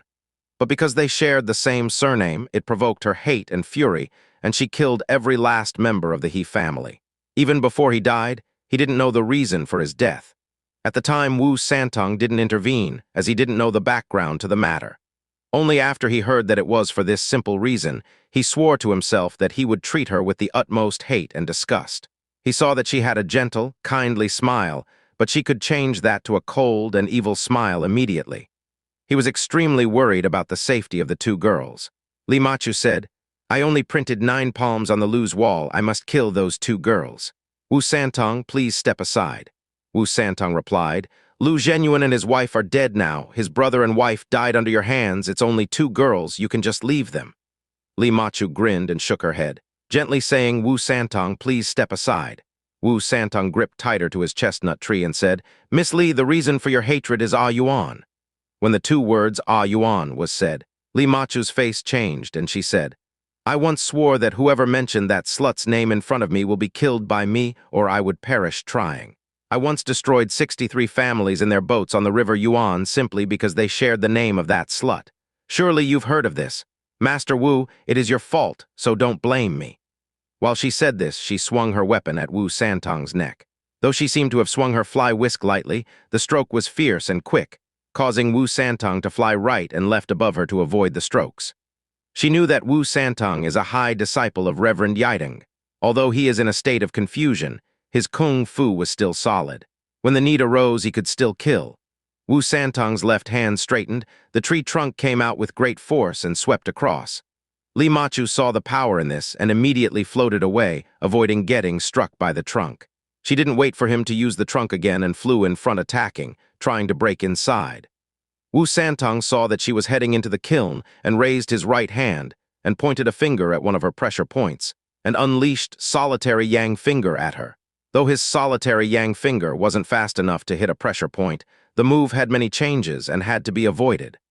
Li Machu used strike the golden clock and immediately jumped back 10 feet. Wu Santong saw her moving forwards and backwards. In a flash, she had advanced and retreated so many times, his heart secretly quivered. When she was retreating, he used his strength and used the tree trunk again to force her back. But as soon as he did this, she advanced right in front of him. If it wasn't for the solitary yang finger, he would have been outmatched long ago. The tree trunk was heavy, and every time he moved it, he would exert a lot of strength. Li Machu had noticed this and tried to wear him out using this method. Suddenly, a flash of yellow went over to Wu Santong. Li Machu had landed on the tree branch that Wu Santong was holding and swept her fly whisk at him, forcing him to drop it. Wu Santong jumped and hurriedly picked up the branch from the ground. Li Machu laughed as she hurriedly went over to the tree trunk and stepped on it. Wu Santong turned around and extended a finger. She moved again, heading back towards the tree branch. After 10 moves or so, when Wu Santong tried to sweep her with the branch, she flew onto the top of a willow tree. She let him attack with the tree trunk. This way, Wu Santong would use even more strength. Although she was fairly light, she added to the weight of the tree that she was standing on. The trunk would not be able to knock her off. This position also allowed her to attack the kiln. She was in a position where she could not lose. Wu Santong glanced at her and knew he must be patient. He wasn't too concerned about his own life, but if the kiln full of old and young fell into her hands, it would be terrible. At that time, the tree trunk was flying wilder and quicker, fiercely colliding with the tree, trying to shake Li Machu out of it. After a moment, he heard Qi Zhen Yi shout, "Fur, you have arrived. Quickly get the eagles to get rid of that evil woman." Following this, a girl's whistle could be heard. In the sky were 2 white images in formation descending. It was the 2 large eagles, attacking Li Machu from the left and right. Guo Fu had arrived with the eagles. Li Machu saw the 2 eagles coming at her, so she held on to the tree tightly with her left foot. The eagles' attack wasn't successful, and they headed back to the sky. The girl whistled again a few times. The 2 eagles came in for a second attack and aimed at the underside of the tree. Li Machu had heard Peach Blossom Island's Jing and Huang Rong had a pair of giant eagles, who were almost telepathic with each other. At the time, the eagles were coming together for an attack. She wasn't worried about the eagles, but the fact they belonged to the Guo couple meant that the Guo couple must be nearby. This would complicate matters. Li Machu dodged a few times and then launched her own attack on the eagles, injuring one of the eagle's left wing. The eagle screeched and fell to the ground. When Guo Fu saw that her eagle was hurt, she shouted out, "Eagle, don't be scared. Keep attacking that evil woman." Li Machu looked at the girl who said this and saw a little girl that seemed to have come from a beautiful painting and thought, "I've heard that heroine Huang was one of the most beautiful women in the world. I wonder how she compares with me? Is this girl her daughter?" 2 were aimed at the eagles, the other one at Wu Santong's chest.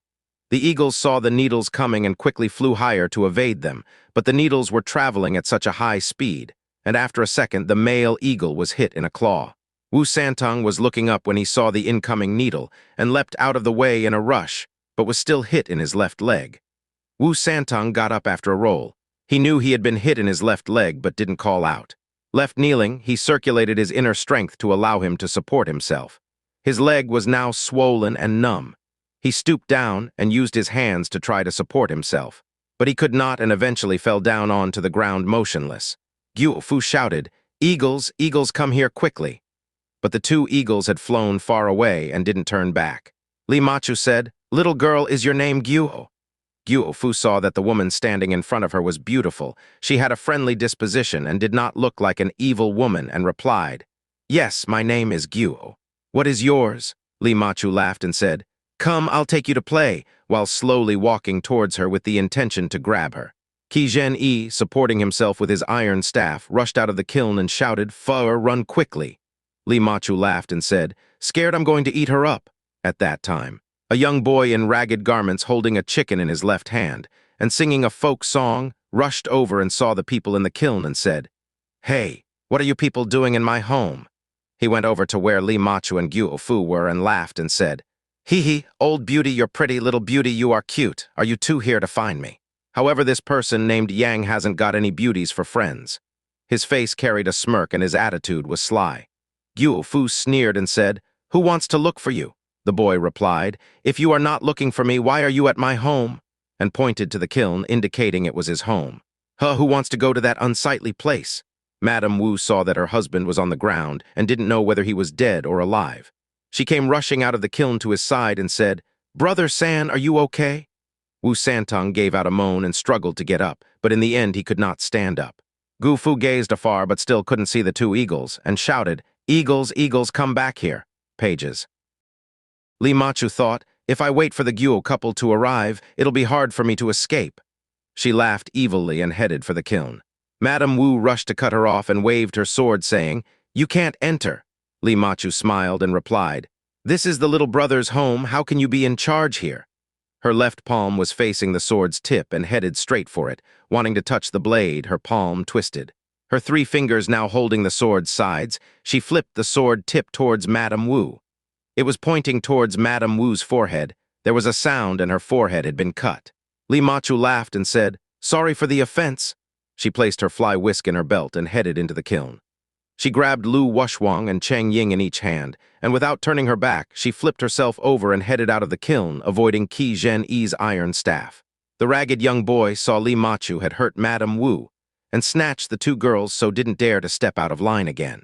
But when he heard the cousins' cries, he jumped onto Li Machu shouting, "Hey, old beauty, you've hurt and snatched people, you haven't even greeted the owner. You are too rude. Let the girls go." Li Machu was carrying the girls in both her arms and had no way to stop the young boy from grabbing onto her. Her heart shivered as there was a pair of arms holding onto the side of her body. Her whole body softened involuntary. At the time, she charged her palms and flung the 2 girls away and immediately grabbed the boy. Within these last 10 years, a man has never touched her, and though she had lived for 30 years, she is still a virgin. In the past, when Lu Zhanyuan was infatuated with her, he still treated her with respect. A lot of young heroes in Jianghu had seen her beauty, but dare not show their feelings as they knew that they will die a violent death from the scarlet serpent deity's palm. But today, a young boy is holding on to her. She grabbed him and intended to charge her palm and shatter the boy's heart, but then thought about how he praised her beauty sincerely. In her heart, she was pleased. When those words came from the mouths of men, she loathed it, but from the mouth of a 13 or 14-year-old, the words felt different. In a moment of weakness, she did not lower her palm onto him. Suddenly, she heard the cries of the eagles. They had come back for another raid. Li Machu gathered 2 soul-freezing silver needles and immediately shot them out. The pair of eagles had previously suffered from this concealed weapon and rushed to fly higher, but the silver needles were coming at them at a fast pace. The eagles could fly fast, but the needles were faster and eagles cried out in fright. Li Machu saw that the eagles had retreated once again and was extremely pleased. Suddenly, she heard 2 shouts. 2 small objects rapidly appeared in the sky, and after a loud noise, the 2 small objects knocked the needles out of the air in a flash. Whoever threw the objects, their power must be extremely high. She gulped and dropped the young man and went over to see. It was 2 small stones. She thought, "The person who shot out the stones must be extremely skilled. I'm not his match. I better evade him first and think about this later." At this time, a sound cutting through the air was heard. A small stone was flying towards her chest. Li Machu took out her fly whisk and immediately struck out, knocking the stone out of the air. She shouted out in pain as her palm heated up, her body shaking. Just a small stone with so much power, whoever threw must be extremely skilled. She couldn't stay here anymore and grabbed Lu Wuxia and used her lightness kung fu. She swept over the ground like a gust of wind, and in a flash there was no trace of her. Cheng Ying saw that her cousin had been taken away and shouted, "Cousin, cousin," and tried to follow. Li Machu's steps were extremely rapid. How could she catch them? Jiangnan is a wet area and full of rivers, and after a while Cheng Ying had come upon a river blocking her way, with no way to proceed. She followed along the bank and suddenly saw a yellow image on the left side, a person crossing the bridge alone. Cheng Ying waited a while and saw that Li Machu was on her own. Lu Wuxia wasn't to be seen anywhere. Cheng Ying saw her turn around and, though extremely frightened, dared to ask, "Where's my cousin?" Li Machu saw her white skin and handsome smile and coldly laughed. "You two look the same. She has many days in front of her. Don't worry about her. You should worry about yourself. Why didn't you die early? The world would have less trouble." She raised her fly whisk and hit out. She saw that the stroke she was going to use to strike the chest had become slow and light. With the fly whisk behind her back, she was going to attack in front of her, but as she sped up, something was holding onto the whisk's tail, and she was unable to fling it. She swallowed and turned around to look, and saw the ground was raised over her about 10 feet in the air and collapsing. It was an extraordinary situation. She protected her chest with her left palm and channeled energy through her fly whisk and pierced through the dirt. How can it be that there was no one behind it, just empty space? She had fought hundreds of battles throughout her life, but had never encountered a situation like this, her brain flicking through many scenarios. A monster. A demon. She used a stance of first mixing form, the fly whisk forming a circular boundary shielding her before she turned around again. She saw, standing by Cheng Ying, a tall, lean, strange man dressed in a blue jade gown with no expression on his face. Who was he? And as she looked at him, she couldn't think of anything to say. She took 2 steps back, and in this short space of time, she could not think who in Jianghu this powerful person might be. As she was about to inquire who he was, she heard the man speak to Cheng Ying. "Little girl, that woman is really evil and you went to fight her." Cheng Ying raised her hand and head and replied, "I wouldn't dare." The man said, "What are you afraid of?" "Go ahead." Cheng Ying didn't dare to. The man grabbed her and pushed her towards Li Machu. In this situation, Li Machu didn't know how to react. She planned to use her fly whisk. She stretched out her left hand to reach it, aiming to hit Cheng Ying on the waist. Suddenly, a kai sound was produced. Her arm was numb and sore, and she was unable to pick up her weapon. Cheng Ying approached her with her palm out, and after a clashing sound, Li Machu was struck in the chest with a palm. Li Machu had never suffered such an insult in her life, and in a rage, forgot her worries and reached out for her weapon and struck out in fury. Her whisk flew out of her hand, causing her to shake. The man had shot out another pebble, knocking her weapon to the ground. Cheng Ying was standing there steadily. Li Machu knew that she had met trouble today. If she didn't escape now, her life would be in danger. She laughed lightly and turned around and hurried away. After she was many steps away, she waved her hands behind her. A glimmer of silver appeared. 10+ soul-freezing silver needles were shot out towards the man in light green. She shot her concealed weapons without turning back, but every single needle was heading towards the man. The man was caught off guard, not knowing that her needle-throwing skill was so deadly. He immediately flew backwards to evade the needles. The needles were coming at him at a fast pace, but his leaps were quicker. Only after he had heard all the needles hit something did he stop and return to ground. Li Machu knew that she wouldn't be able to hit him. The 10 or so needles were meant to distract him. When she heard the wind sounds caused by him retreating backwards, her hand waved again. A lone needle was shot out at Cheng Ying. She knew that the needle must hit the target. Afraid of exchanging blows with the man, she didn't look back and increased her efforts in escaping, her body disappearing into the mulberry forest. The man in the blue-green gown said, "Ah!" and picked up Cheng Ying and saw a needle had hit her shoulder. Her face had changed color and she gave out a quiet moan. Carrying her, he hurriedly headed west. The kidnapping of Lu Wuxia had startled Qi Zhen-yi. The ragged young man said, "I'll take a look." Guo Fu replied, "What is there to look at? That evil woman is going to kick you to death." The young man smiled and replied, "You kick me to death. I wouldn't want to see that." As he said this, he headed in the direction of Li Machu. Guo Fu said, "Idiot, I didn't say I was going to kick you." Guo Fu didn't realize that boy made a play on the words and said she was the evil woman. The boy hurried as fast as he could for a while when he suddenly heard the calls of Cheng Ying shouting out, "Cousin, cousin." He followed the sound of the calls. He ran over a great distance following the calls, and he eventually arrived at where the calls seemingly came from. But when he got there was no trace of the 2 girls in any direction. He turned his head, and on the ground glimmering were 10 or so silver needles, the needles forming a pattern. He stooped down and picked up a needle, holding it in his left hand.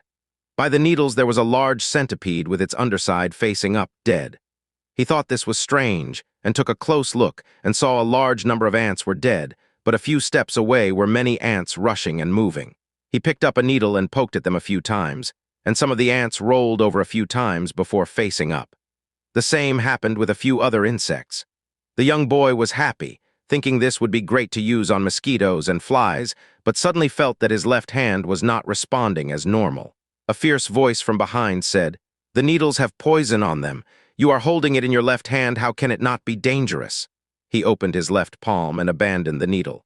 There is a black mark already forming in the place where the needle was held, and his 2 fingers were also turning black. He was extremely frightened, and stretched out his hand and rubbed it on his leg fiercely. The numbness on his left hand slowly increased, and within minutes the numbness had reached his joints. He was once bitten by a poisonous snake and almost lost his life. At the time, the place where he was bitten became numb. He was in danger, and he eventually cried out due to the pain. A voice from behind said, "Little baby, you know how powerful it is now, huh?" The sound was like the clanging of metals piercing his ear, as if it was coming from the ground. He turned around and gulped as he saw a man standing upside down. The boy retreated a few steps and asked, Who are you?" The man's hands were on the ground supporting himself, his body upright and with a jump. He traveled 30 feet to face the boy. "Who am I? It would be great to know who I am." The boy was startled and started to run away, only to hear a do noise behind him. He turned around and was so scared that his soul jumped out of his body. The man is using his hands as his feet. Each hand held a stone, and although he was walking upside down, his speed was faster than walking on 2 feet, and was just a few meters behind him. He ran even faster, scared for his life, only to hear a sound as the man jumped over his head and landed in front of him. The boy shouted out, "Mother!" and turned around to escape, but wherever he went the strange man would jump in front of him. He had 2 feet, but he wasn't a match for a person using his hands to walk. He turned around a few times, but the man was getting closer, so he stretched out his palm, wanting to push him. His hand was numb, and he had lost control over it long ago. His head was covered with sweat and now didn't know what to do. His legs went limp and he sat down on the ground. The strange man said, "The more you run and move about, the quicker the poison will spread." The boy, worried for his life, got down on his knees and said, "I beg old Grandpa to save my life." The strange man shook his head and said, it's difficult. Pages. After the old man heard these words of praise, he was pleased and grinned. "How do you know that I'm so skilled?" The young boy heard his tone had become friendly and replied, "You run so fast while upside down. No one on earth can compete with you." The boy had added the phrase, "No one on earth can compete with you," knowing that words of praise would please the old man. The old man laughed loudly, his laugh shaking the trees in the forest, and said, "Flip upside down, let me take a look." The boy was bright, and immediately flipped upside down by himself. He couldn't tell if the man was sincere, but he did as he was told and flipped his body upside down so that his head was on the ground. His right hand still had feeling in it and managed to support himself firmly. The strange man glanced at him a few times, his brows lowered and wrinkled. The boy was upside down but still managed to take a clear look at the man. He had a tall nose and deep-set eyes, his face covered in a short white beard, his limbs like metal. He talked to himself in strange phrases which was hard on the ear. The young boy was scared that the man wasn't going to save him and said, "Good Grandpa, please save me." The man saw he was a strapping boy and was pleased by his flip and replied, "Fine, saving you is not hard, but you got to promise one thing." "Whatever you say, I'll listen. What do you want me to promise you?" The strange man smiled and said, "I only want you to promise me one thing. Whatever I say, you must obey." The boy thought, "I must obey everything you say. I've got to listen even when you tell me to be a dog or eat feces." The man saw that he was hesitant and slow to reply, said, "Fine, you can die." As he said this, he got onto his hands and leapt away several meters. The boy was afraid that the man had gone too far and wanted to chase him to ask for help, but he forgot that he could not walk upside down like the man. So he got back upright and chased a few steps and called out, "Grandpa, I agree. Whatever you say, I will obey." The man turned around and said, "Fine, you've to swear it." The boy's left hand was becoming increasingly number, and he was becoming increasingly concerned about his life, so he could do nothing but swear an oath. "If Grandpa saves me by ridding my body of the poison, I will listen to whatever he says. If I don't, then let the poison return to my body. He thought, if I never pick up any more silver needles, then how will the poison return? I wonder if the strange man will accept this oath. He looked at the old man and saw his expression had changed and he seemed pleased, and he in turn became pleased as well as he thought. The old man believes me. The old man nodded and went upright. He grabbed hold of the boy's arm and pushed it a few times and said, "Good, good, you are a good boy." When the boy was pushed in the arm, he felt the numbness had lightened and shouted out, "Grandpa, push me a few more times." The strange man frowned and said, "Don't call me Grandpa. Call me Father." The little boy replied, "My father's dead, I don't have a father." The man shouted at him, "The first thing I ask and you don't even listen, what use have I with a son like you?" The boy thought, "Oh, the man wants me to be his son." He had never seen his father before and heard from his mother that his father had died before he was born. Whenever he saw other children with their father, he would envy them. Now he sees this strange man in front of him, acting weird and crazy. He didn't want to accept this old man as his stepfather. The strange man shouted at him, "You don't agree to call me father, fine. There are other people who are willing, I won't agree to my promise." The boy tried to think of another way to deceive him into saving him. The man suddenly bellowed out a strange noise and said a curse and started to walk away. The boy quickly said, "Father, father, where are you going?" The man gave out a great laugh and said, "Good boy, come, I'll teach you a method to rid your body of poison." The boy walked over to him. The strange man said, "You have contracted Li Machu's soul-freezing silver needles poison. It is quite difficult to cure this poison."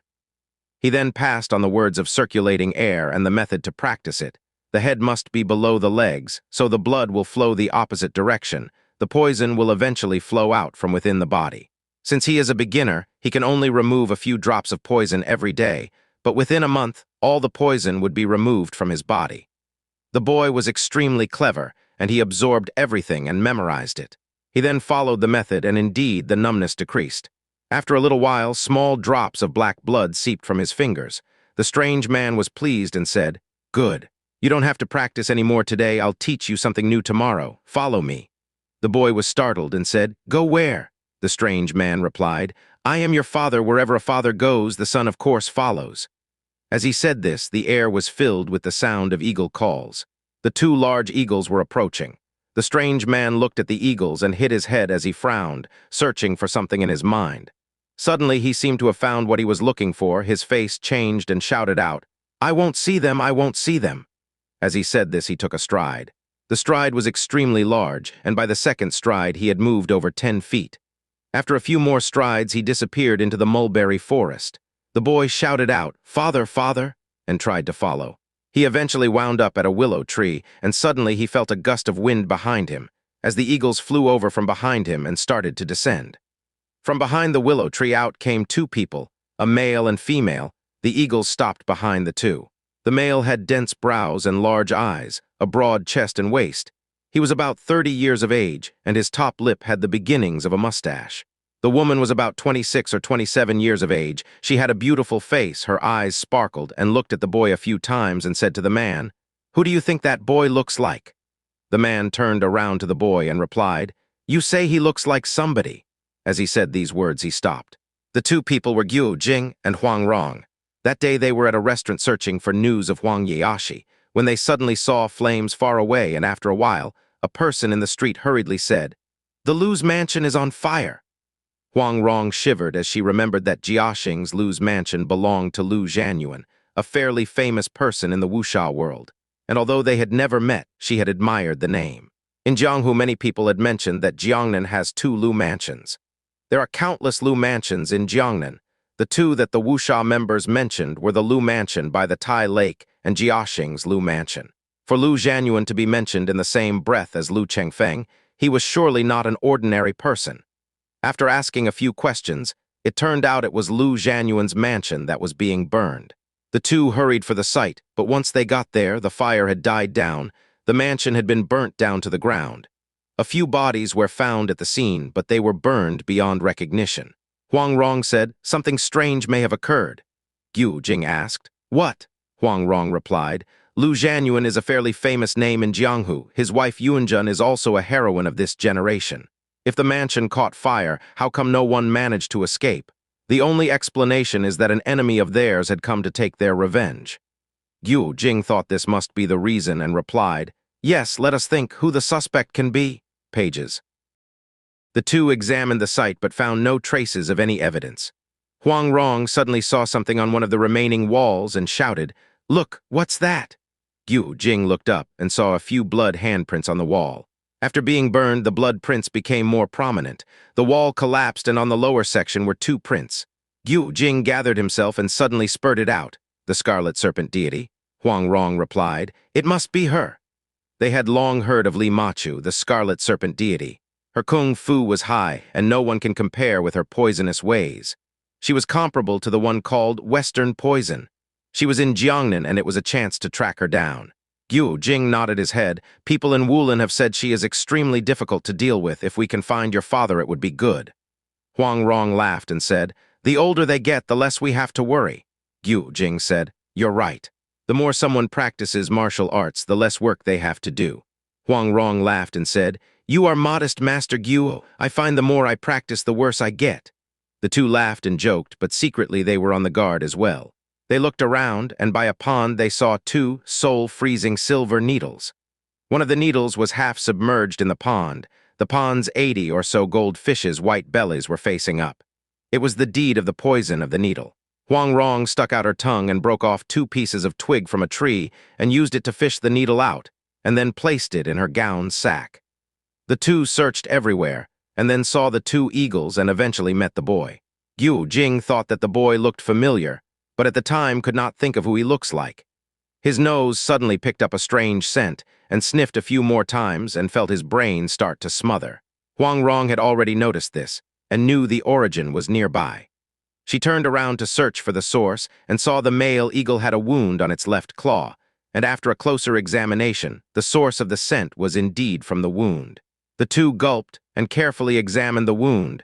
The skin was broken only slightly, yet the leg had swollen to more than twice its size.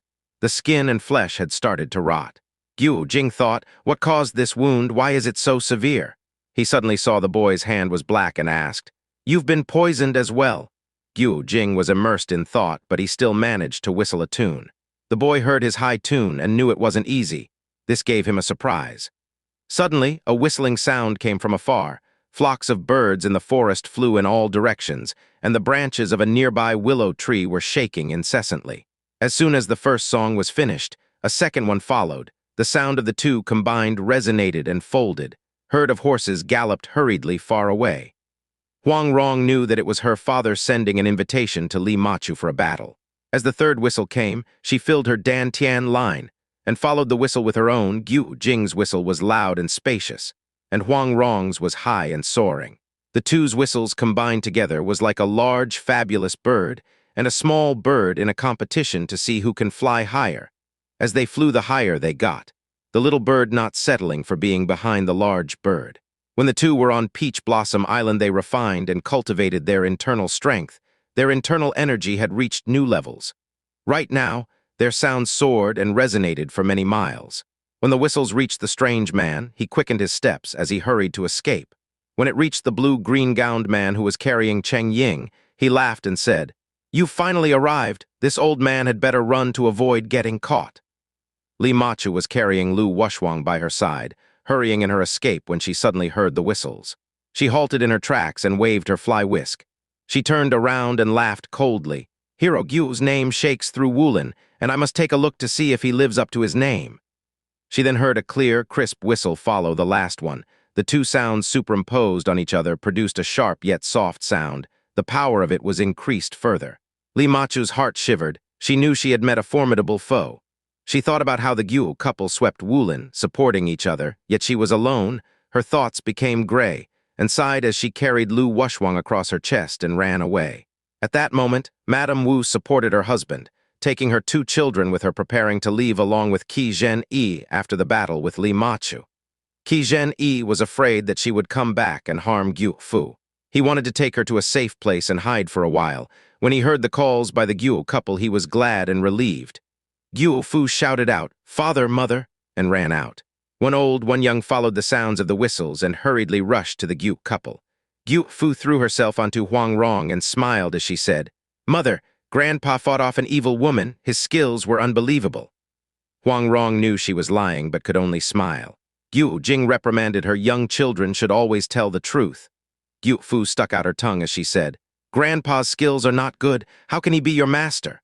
Afraid that her father will scold her again, she ran on ahead and pointed to the boy, saying, You go pick some flowers for me and arrange it into a crown for me to wear. The boy followed her. Fu saw that his palm was black and said, Your hand is disgusting. Take the flowers you pick and cover your smell with it. The boy calmly said, Who wants to play with you? And took large steps as he walked away. Jing said, Little brother, don't run. The poison in your body has not fully been removed. When it reacts again, it will be painful.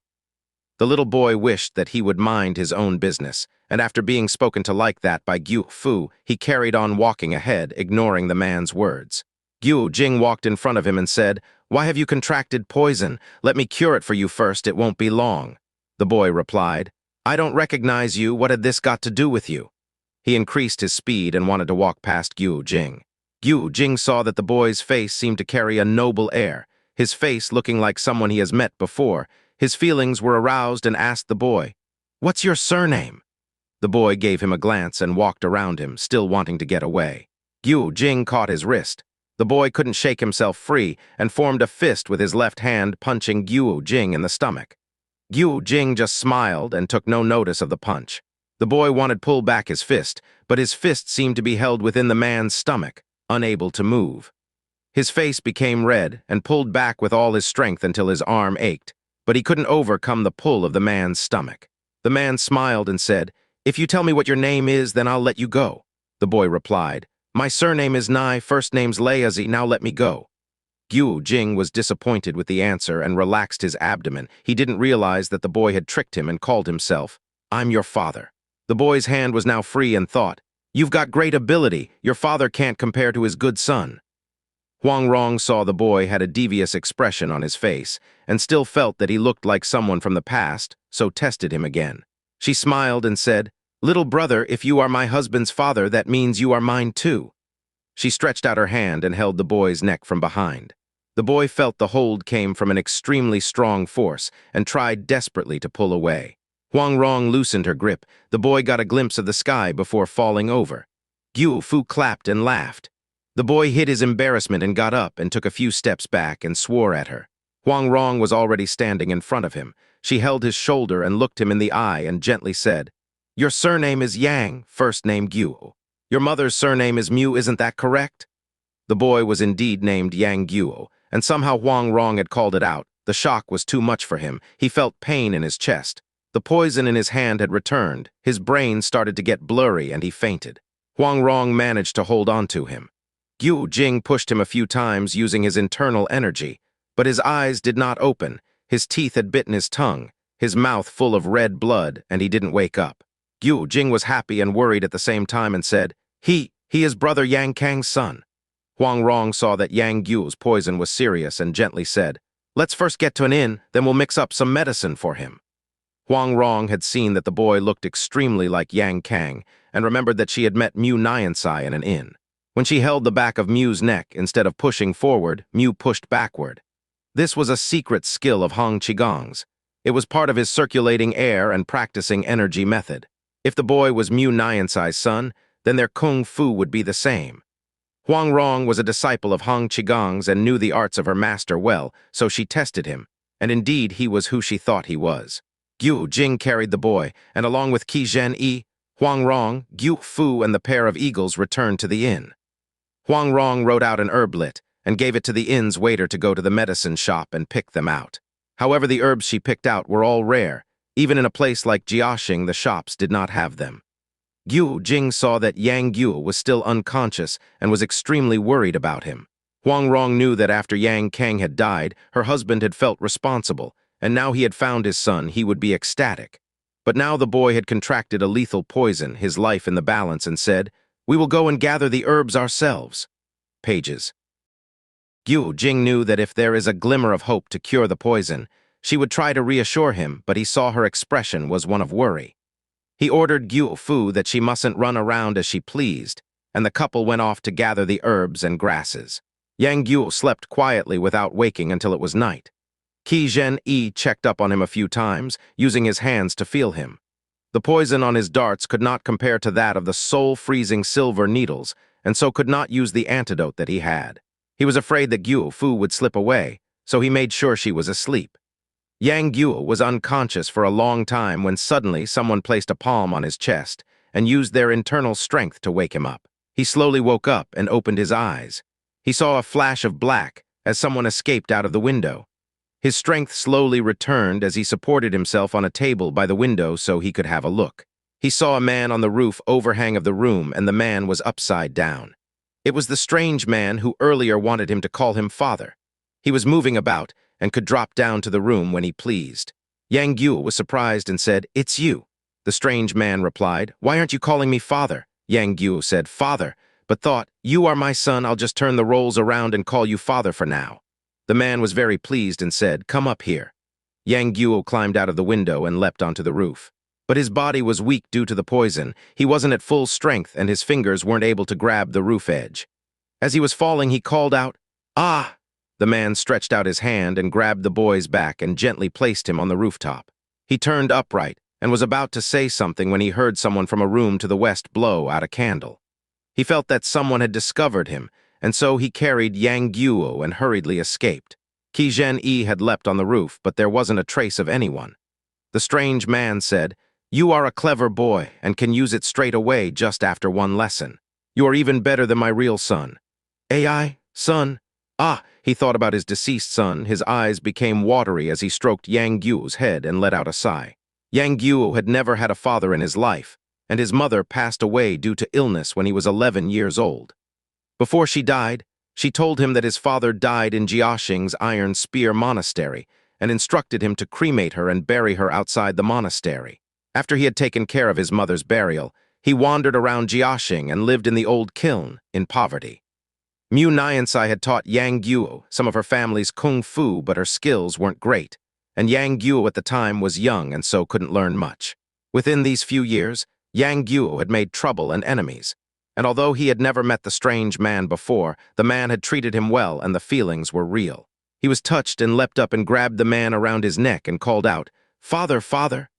Ever since he was 3 years old, he always wished he had a loving father. Sometimes in his dreams he would see a heroic and loving father, but when he woke up his father was gone, and because of this he would cry for a while. His wish for many years had come true, and buried within the calls of father were real feelings of joy and respect, not the calls of lies and deceit. Yang Guo was very emotional right now. The strange man was even more happy and emotional inside.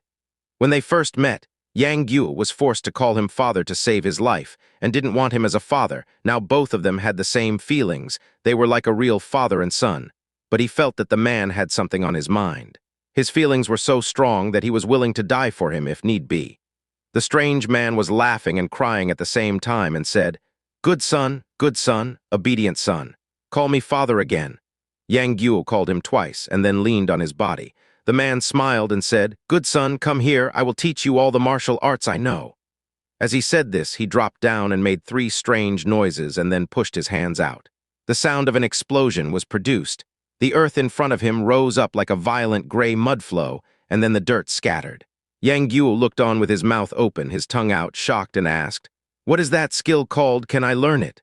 The strange man replied, "It's called Jima stance, toad stance. If you work hard, you will be able to learn it."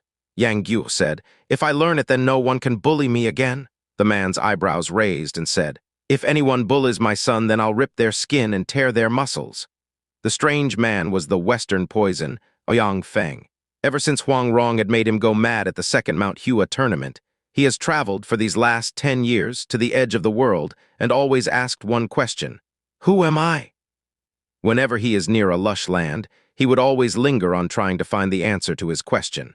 These past months he has been staying in Jiaxing. These few years he has been practicing the contrary 9-yin manual. His internal energy has been increasing to new levels. His mind had become clearer, but he was still mad. His memories were slowly coming back, but he still could not remember who he was. Right now, Ouyang Feng was passing on the formula to practice toad stance to Yang Guo. The toad stance is one of the top skills in the martial arts world. The change is refined, mysterious, and clever, and its internal energy aspect hard to beat. But if it is practiced wrong, not only will the body be harmed, but the practitioner will expel blood and die. Because of this, he didn't even pass it on to his son when he was alive. At this moment in time, he was touched and added to the fact he wasn't mentally clear. He couldn't differentiate between important and dangerous things. He didn't take this into consideration and taught the skill to his stepson. Yang Guo does not have a good martial arts foundation, though he learnt the formula to the skill and memorized it. Would he be able to understand the meanings behind the words? Though he was extremely clever, there were phrases which he didn't understand.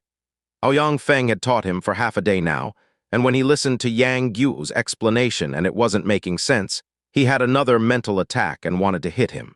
But when he saw his handsome and cute face in the moonlight, it reminded him of his own son when he was younger, and so he lowered his hand. "You're struggling. Go and rest, I'll carry on tomorrow." After Gu Fu had ridiculed him because of his hand, he had a dislike for her family and said, "I want to follow you, I don't want to return." Ouyang Feng didn't understand his own problems, but he was aware of the world's problems and said, "I have some trouble with my mind. I'm afraid I can't take care of you if you follow me. You return first, and when I've solved one problem I will come and collect you. We won't part, okay?" Pages. After the death of his mother, he has never talked to someone as if they were family and grabbed his hand and said, "Collect me soon." Ouyang Feng nodded and said, "I will secretly follow you. Wherever you go, I'll be there. If someone bullies you, I'll break their ribs into 70 or 80 pieces." He then picked up Yang Guo and returned him to the inn. Qi Zhen-yi had gone to check on Yang Guo and found he wasn't there. He searched the entire inn but still couldn't find him. He became extremely concerned. He checked on Yang Guo's room again. Yang Guo had returned. He was about to ask where Yang Guo had been when he heard the wind generated by someone passing along the rooftop. He knew 2 people had passed along on the roof, their skills extremely high. He picked up Guo Fu and then placed her by his side. He went over to the window with his iron walking staff, afraid that the 2 people were enemies. He listened carefully and heard that the wind created by the 2 people was coming closer and eventually had arrived on the roof above them. "Did you see who he was?" "Strange, strange, was it him?" replied the other person. "It was Gu Jing and Huang Rong." "Nothing," replied Qi Zhenyi. Huang Rong turned to Gu Jing and said, "Did we recognize the wrong person?" Gu Jing replied, shaking his head, "No, I'm 90% certain it was him." "Who was it?" asked Qi Zhenyi. Huang Rong tugged on Gu Jing, trying to tell him not to say, but Gu Jing didn't dare to lie to his master and said, "Ouyang Feng." Qi Zhenyi despised this man. As soon as he heard his name, his complexion changed and quietly said, "Ouyang Feng. Isn't he dead?" Gu Jing said. "When we came back from picking the medicine, we saw someone on the roof. The person's movements were quick and strange. When we went to take a look, the person had already gone. It looked like Ouyang Feng." From the description, Qi Zhenyi knew it must be Ouyang Feng and no one else. Gu Jing was concerned about Yang Guo, so grabbed a candle and went over to the bed. He saw that Yang Guo's face was red, his breathing relaxed and sleeping peacefully. He was pleasantly surprised and called out, "Wronger, he's better." Yang Guo was really awake and he was just pretending to be asleep. He had secretly listened in and now knew his stepfather was called Ouyang Feng. The 3 of them were extremely concerned about him, and now they were all relieved and pleased. Huang Rong took a closer look and was surprised. Before his arm's poison had returned, but now after just a few hours, the black color of the poison had faded. The poison seems to have disappeared. She was greatly surprised by this. She and Gu Jing had searched for medicine all day, but could not gather everything they wanted, so they decided to return with what they had and give it to him for the time being. The next day, Gu Jing, Huang Rong, and Qi Zhenyi with the 2 small ones headed west from Jiaxing, intending to return to Peach Blossom Island, and firstly cure Yang Guo's poison before deciding to do anything else. That night they were in another inn. Qi Zhenyi and Yang Guo were in one room, the Guo family in another. The Guo couple slept into the middle of the night when suddenly they heard a noise on the rooftop. They heard Qi Zhenyi call out through the wall and jumped out of the window. The couple quickly jumped out of the window only to see on the rooftop Qi Zhenyi was fighting barehanded with someone. The enemy was tall and had long hands. It was Ouyang Feng. Gu Jing swallowed, frightened that Ouyang Feng would take his master's life in one move, and he jumped up onto the roof to help, only to hear Qi Zhenyi shout and fall off the roof. Gu Jing flew over to him, and before Qi Zhenyi's head had met the ground, he lightly caught him from behind and gently placed him gently down on the ground. He asked, "Senior Master, are you okay?" "I'm not dead yet. Go and fight Ouyang Feng," Qi Zhenyi replied. Yes, replied Jing, and he jumped onto the roof. At the time, Huang Rong was fighting with her palms, the palms like a flying dance. It has been 10 years since she has seen her old enemy, and right now they were fighting ferociously. Her internal energy has improved tremendously over the last few years. Her internal energy is now very forceful. The palms she were using were changing mysteriously and cleverly. After 10 moves, Aoyang Feng didn't gain any advantage. Jing called out, "Mr. Aoyang, how have you been?" Aoyang Feng replied, "What did you say? What did you call me?" His face changed. In the fight with Huang Rong, he did not attack. He had a feeling that the two words, Aoyang, was significant to him. Jing was about to say something when Huang Rong interrupted as she saw that he wasn't clear about who he was and said, "You are called Zhao Qiansunli, Zhou Wuchenwang." Aoyang Feng listened. "I'm called Zhao Qiansunli, Zhou Wuchenwang." Pages. Huang Rong replied, "Correct, your nickname is Zhu Fengqing Chui Jiang Shen Henyang." Huang Rong had randomly picked out some surnames. Aoyang Feng was originally confused, but after hearing her call him many names, he scratched his head and asked, "Who are you?" "Who am I?" Suddenly someone behind shouted out, "You are the old animal that killed my 5 brothers." Before the sentence was finished, an iron walking staff came out. It was Qi Zhenyi. When Aoyang Feng knocked him off the roof, he wasn't hurt and went into his room to get his iron walking staff to battle him again. Jing shouted out, "Careful, master!" Qi Zhenyi smashed down his iron walking staff on Aoyang Feng's back, but he didn't move. He made a strange noise, and the walking staff fiercely came back out at Qi Zhenyi. Qi Zhenyi couldn't hold on and let go of his walking staff and fell into the courtyard. Although Jing knew that his master was falling, it wasn't going to be serious, but Aoyang Feng had used his back to launch a lethal attack, so he shouted, "Watch out!" His left leg bent, his right palm circled, and then pushed out. It was the 18 dragon subduing palms, overcoming the dragon with regret, Kang Long Yu Hui. He had practiced this particular stance night and day without a break. When he first learned the stance, its power was obvious, but after 10 years of practicing, it was now at a flawless level. When he first unleashed it, it looked light and fragile, but when it meets an obstruction, it will be able to unleash its force in 13 levels, each level stronger than the last one. It will move the unyielding. There is no force it can't overcome. He had incorporated ideas in the 9 Yin manual into the palms and modified them, like Hong Qigong had modified the palms years ago, although it was only the stances and not the mysterious energy behind it. Aoyang Feng had just knocked Qi Zhenyi off the roof when he suddenly felt a gust of wind throwing itself at him. Although the wind wasn't strong, it caused his breathing to be uneven, and knew it wasn't something ordinary, so quickly crouched down and pushed out his 2 palms. It was his most refined skill, the toad stance. They exchanged 3 palms, both of them were hit once. Jing's palm strength increased, the next level higher than the last, like a torrent of waves throwing itself forwards. Aoyang Feng made 2 ka-ka noises, his body getting lower, as if he was going to fall down any minute. Jing's palms were getting stronger, his counteracting strength also increased. The two haven't exchanged moves for over 10 years. Now they meet again in Jiangnan. They must test each other to see how they have advanced over the years. Long ago at the Mount Hua tournament, Jing couldn't match Aoyang Feng, but since then he has refined his internal energy, his skills have vastly improved. Aoyang Feng has been practicing the contrary 9 Yin manual and got what he deserved. However, one phrase real and one phrase fake. Eventually, he produced a learnable copy from the fake, and up until now, Jing was fighting him to a draw, unable to distinguish who has the upper hand.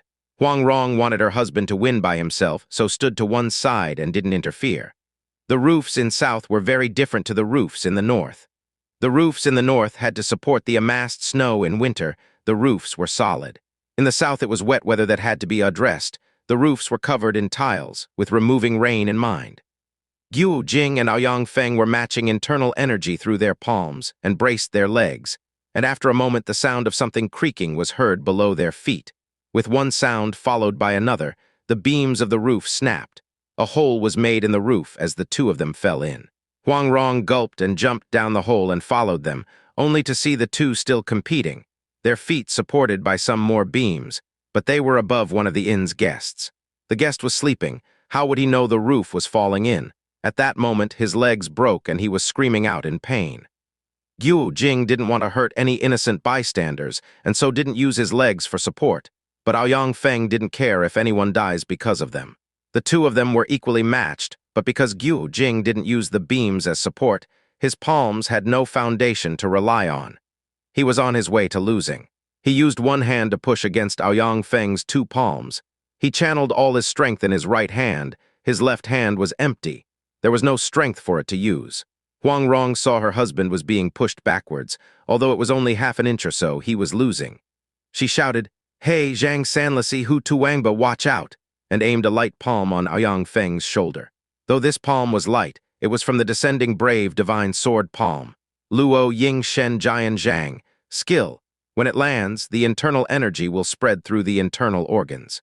Though Aoyang Feng is one of the most powerful martial artists of his time, he would still suffer from this blow. Aoyang Feng heard her call out weird surnames at him and was distracted for a second. As he saw the palm come in, he pushed his two palms, forcing Jing back another inch. And in a flash he held onto Huang Rong's shoulder, his 5 fingers like a hook, trying to tear a piece of her flesh off. When this move came out, the 3 of them swallowed simultaneously. Aoyang Feng felt severe pain in his fingers. She was wearing soft armor with needles. He couldn't loosen his hand. At this time, Jing's palm's power increased again, and Aoyang Feng pushed out a palm to counteract this. In the midst of this danger, he used all his strength. After a clashing sound, both of them moved back. The room was full of dust and dirt as the walls collapsed. When the 2 clashed palms, it was under the shroud of night, and the both of them could not see each other clearly. The large force of the 18 dragon subduing palms and the toad stance hit each other on the shoulder. The 2 of them were sent through opposite walls. Half of the roof fell in. Huang Rong had suffered a blow, but she wasn't hurt, although she had a fright and made her flush. In the midst of all this, she flew out of the room before the roof collapsed. She saw Jing and Aoyang Feng 5 feet apart motionless. The both of them had suffered internal injuries. Huang Rong didn't attack the enemy and instead just walked over by her husband's side to guard him. The both of them shut their eyes to try to control their kai, but after 2 stuttering noises, both of them spat out a mouthful of blood. Aoyang Feng said, "The 18 dragon subduing palms, good stuff, good stuff." A mad laugh followed as he ran away. In a blink of an eye, he was nowhere to be seen. Presently, the inn was in the midst of chaos. Huang Rong knew that they couldn't stay here any longer, and from the hand of Qi Zhen-yi grabbed her daughter and said, "Master, you carry Brother Jing and follow us." Qi Zhen-yi put Jing on his shoulder and step by step slowly headed north. After a while, Huang Rong suddenly remembered Yang Gu. She didn't know where he had gone to, but she was more concerned about her husband's injuries, so left this matter until later on.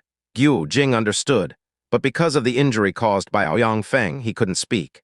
He breathed evenly while on Qi Zhen-yi's back, circulating his energy to unravel his veins. After they had traveled about 7-8 miles, his veins had all been cleared and said, "Master, I'm okay." He put Jing down and said, "You've recovered?" Jing shook his head and said, "The toad stance is a great skill." He saw his daughter supporting herself on her mother's shoulder, sleeping peacefully, and said, "Where's Gyur?" Qi Zhen-yi had forgotten about Yang Guo and struggled for words. Huang Rong said, "Don't worry, first we'll find a place to rest, then I'll go back and look for him." The sky was beginning to brighten, and under the moon they recognized a house by the forest. Jing said, "My injury is not serious, we'll go find him together." Huang Rong frowned and said, "That boy is extremely clever, you don't have to be too concerned." As they said this, they arrived at the house. Suddenly they saw someone come out from behind the white wall and then was about to return again. Huang Rong went over there and grabbed the person. It was Yang Guo. He laughed and said, "Auntie," and carried on saying, "You guys arrived? I've been waiting for a long time now." Huang Rong couldn't explain, but she suspected something and replied, "Fine, follow us." Yang Guo laughed and followed. Guo Fu opened her eyes and asked, "Where have you been?" Yang Guo replied, "I went to catch some crickets to see them fight. It was great fun." "What's so much fun about that?" Guo Fu said. What's not fun about that? A large cricket was fighting with an old cricket. When the old one lost, 2 little crickets came to help out, 3 versus 1.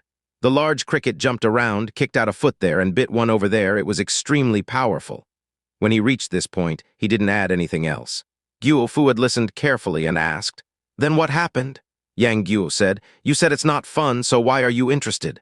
Guo Fu touched her nail and angrily turned her head away, ignoring him. Huang Rong could tell that his words were praising Aoyang Feng and ridiculing the couple, and Qi Zhen-yi, she said, "Tell Auntie who won in the end."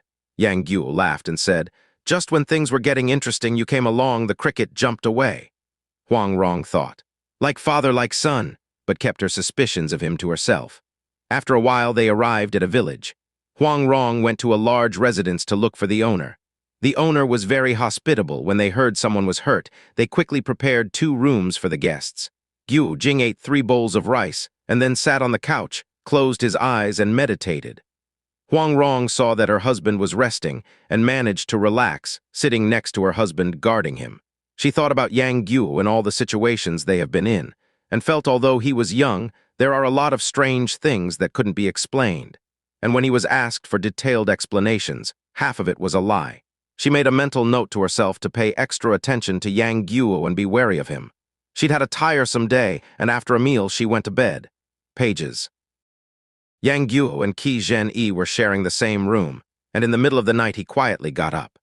When he heard Qi Zhen-yi snoring in his deep sleep, he quietly opened the door, he slipped out of the room and went over to the wall, and to a cinnamon cassia tree, climbed it, and leapt over the wall, slipping away. The dogs outside the wall picked up a human scent and started to bark. Yang Gu was prepared. He took out a piece of bone out of his bag and threw it to them.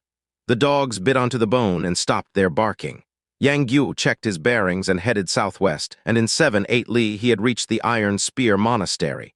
He pushed open the doors and called out, "Father, I'm here." He heard a noise coming in from within. It was Ouyang Feng.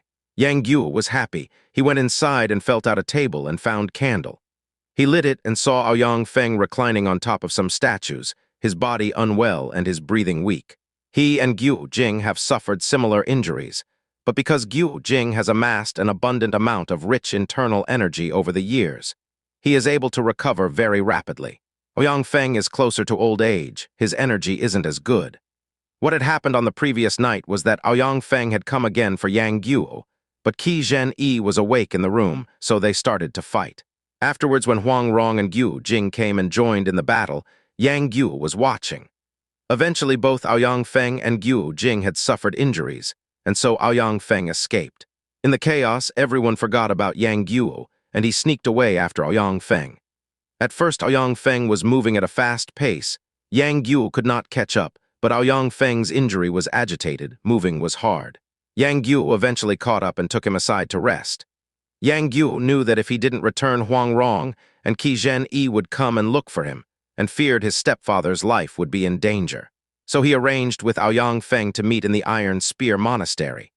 Both were familiar with the monastery, so knew where it was. When Yang Gu was guarding the road, Jing and the others had come up behind them. Only now, in the middle of the night, was he able to come and check. Yang Gu took 7 or 8 buns out of his bag and handed them over to Ouyang Feng. "Father, eat something." Ouyang Feng had nothing to eat for the whole day. He was frightened he would meet one of his enemies, and was stuck in the monastery all day. He ate a few of the buns and was conscious for a while and asked, "Where are you and the others at?" Yang Gu told him everything. Ouyang Feng said, "The one named Guo suffered from one of my palms. It would be difficult for him to recover within 7 days. His wife will have to look after him. She won't leave his side, and I'm worried about that key old man. If he doesn't come tonight, he will be here tomorrow. It's a pity I don't have an ounce of energy in me. I think I did kill his brothers, but I don't know whether is it 4 or 5. As he said this, he let out a cough. Yang Gu sat on the floor, his hand on his cheeks, many thoughts going through his little mind, and suddenly thought to himself, "I've got it. I'll put some sharp objects on the floor first, so when the old man comes he'll suffer some injuries." He then went over to the table with the candles on it, and tipped out the candles and collected the holders and placed them by the entrance, and then closed the entrance, and emptied an old incense holder and placed it on top of the door. He looked around, trying to think of more traps for any enemies, and saw a large bell hung in the room. 3 people could not move the bell. It weighed about 1,000 kilos. On the bell's neck were an extremely thick metal hook and a large wooden trestle system. The Iron Spear Monastery was old and hasn't been maintained for a long time, but the large bell and system was undamaged. He thought, if that old man comes, I will climb into the bell, he won't find me. He held the candle holders and was looking for sharp objects in the hall when he suddenly heard a do-do-do sound from the road, caused by a metal staff, and knew it was Qi Zhen-yi and was going to blow out the candles when he thought, "That old man is blind, I don't need to blow it out." The sounds came closer. Ouyang Feng sat up and wanted to transfer all of his body's strength into his right hand, wanting to attack first and cause a violent death. Yang Gu turned the metal carvings on the candle holder up and guarded Aoyang Feng and thought, although my martial arts skills are low, I will do my best to help stepfather to rid of the old man. Qi Zhen knew that Aoyang Feng had a serious injury and would not be able to travel far.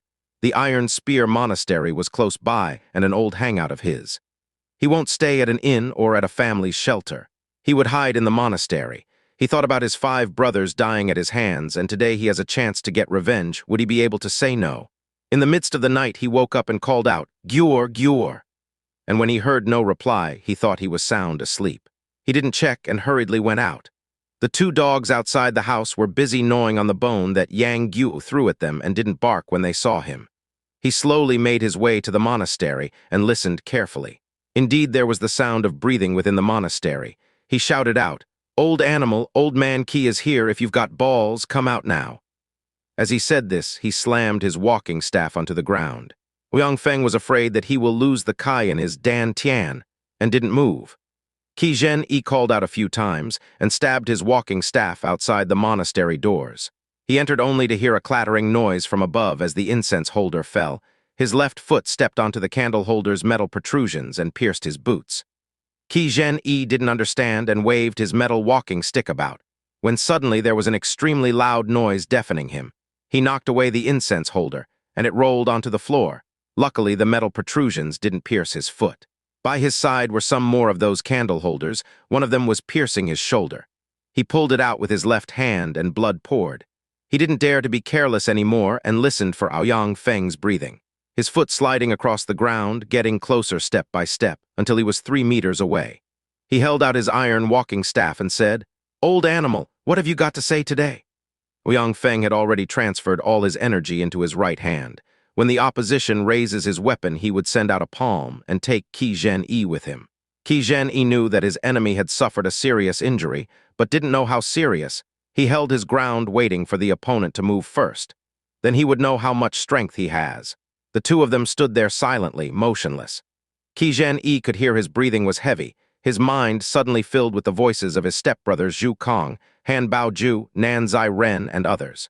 The voices urged him to act. He couldn't resist and with a loud shout unleashed King Qin's whipping stone, Qin Wang Bianxi, sending the iron walking staff smashing downwards. Aoyang Feng moved like lightning, wanting to strike out his palm, but as he moved his arm half an inch, he couldn't hold on and fell down to the floor. He heard the loud noise, sparks flying everywhere, the iron walking staff smashing down on the bricks of the floor. Qi Zhen missed with his first move and raised his weapon again and struck out in the direction of Aoyang Feng. The other day, Aoyang Feng just lightly pushed back and managed to force the iron walking staff out of his hand and forced him to leap over the roof. But today, Aoyang Feng's body was weak. He couldn't even use an ounce of his strength. He could only roll on the floor, trying to avoid the strikes. Qi Zhen used the dropping the demon set of strokes, with each stance faster than the last.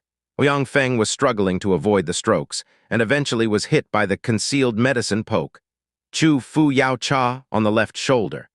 Yang Gu was listening from the side and couldn't hide his anguish. He wanted to help his stepfather, but with his level of martial arts, he would just be sending himself to his death. Qi Zhen managed to strike Aoyang Feng again, this time on the body. Aoyang Feng deserved what he was getting today, but his internal energy was deep. Though he had no power to attack, he could still avoid and parry some attacks. Only superficial injuries were apparent on him. His joints and his internal organs were still unharmed. Qi Zhen was slightly surprised and thought to himself, that old animal's ability is certainly not simple. Every time when it seems like I'm about to hit him, he manages to slip away. He manages to dissipate 90% of the power in my hits. If I utilize a soft type of attack, he won't be able to dodge. He then transferred his energy into his staff and attacked his head. Aoyang Feng moved his head and managed to avoid the attacks for a few times, but all of a sudden, he was trapped by the walking staff's wind, and he suffered a blow on the head. He managed to keep a hold of his life. By luck, he found himself within grasping range of Qi Zhen and grabbed his chest. Qi Zhen moved his walking staff out of reach of the enemy. He could only retaliate with his hands. The both of them rolled down on the floor together.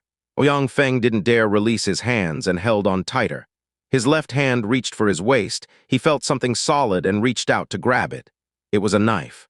It was Zhang Ah Sheng, one of Qi Zhen-Yi's stepbrothers, weapon, the slaughtering cow blade. However, contrary to its name, it can't actually be used to slaughter cows. The knife can chop gold and break jade. Its sharpness cannot be compared. After Cheng Asheng was killed by Chen Xuanfeng in the plains of Mongolia, Qi Zhen-Yi has kept the knife by his side to remind himself of him, and it never left him. Huang Feng went closer into his body and snatched the knife out. He twisted his left arm and aimed to pierce his enemy's side. As the knife was about to enter, Qi Zhen-Yi released his staff and punched Huang Feng with his right hand a few times. Huang Feng was dazed and waved the knife in the direction of the enemy. Qi Zhen-Yi heard the wind of the knife and dodged away, only to hear a dang sound. The sound didn't die down. The knife had struck the hall's large bell. Although this thrust by Huang Feng didn't carry much force, the knife's blade was extremely sharp and caused it to quiver. Yang Guo was standing next to the bell. The tip of the knife was heading for his cheeks. Yang Guo was frightened, his heart jumping to his throat, and quickly scrambled on top of the bell. After this move, Huang Feng went behind the bell. The bell's ringing had not diminished, so Qi Zhen-Yi could not hear the breathing sounds. He went to the side and tried to pick up the sounds.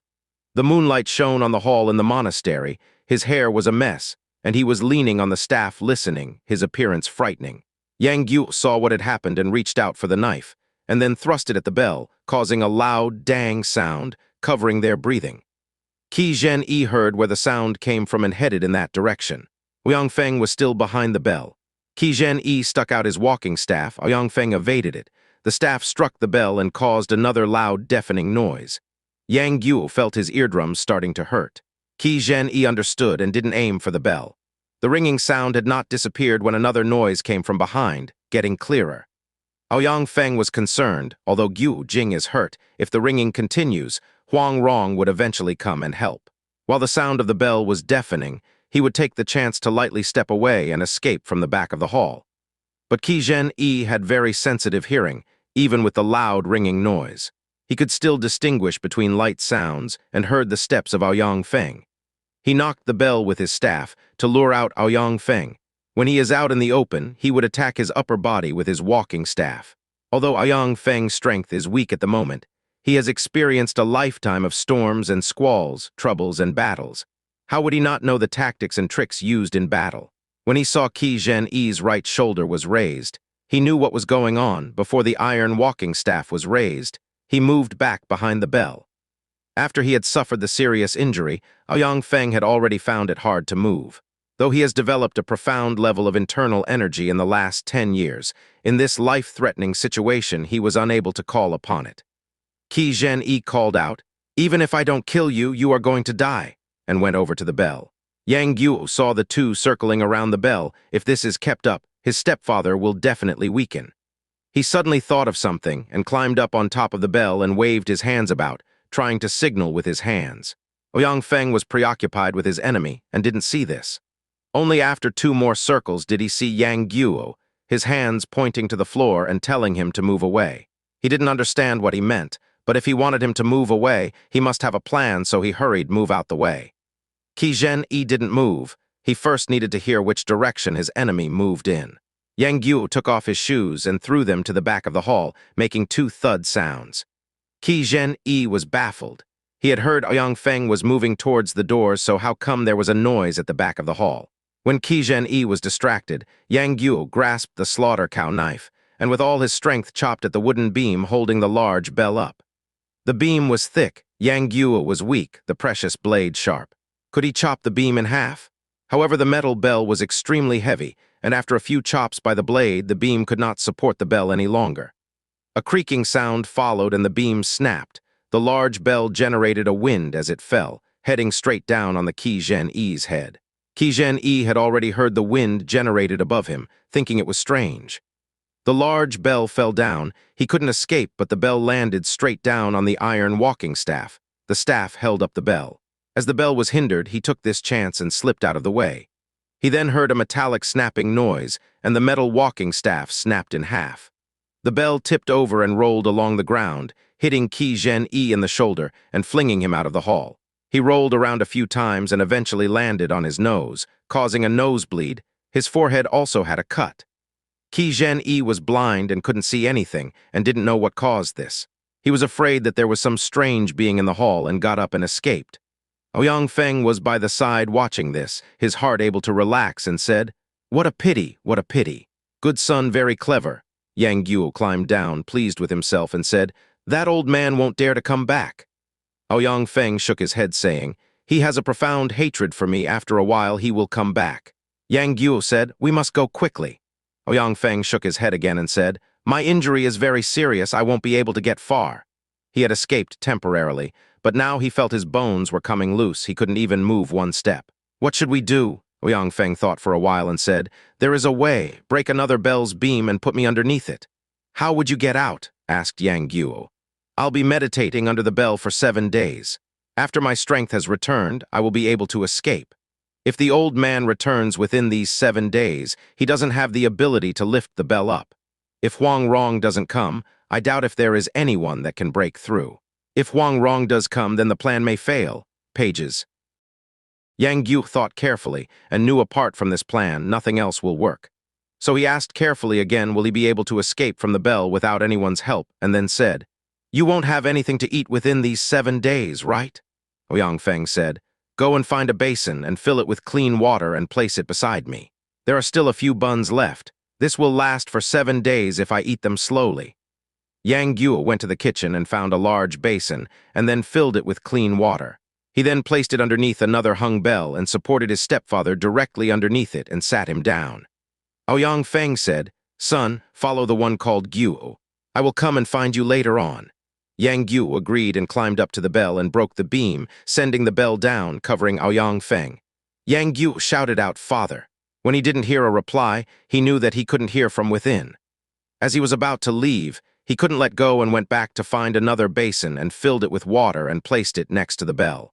He then flipped over and placed his left hand in the bowl and followed the method to reverse blood flow taught by Ouyang Feng to force some poison out.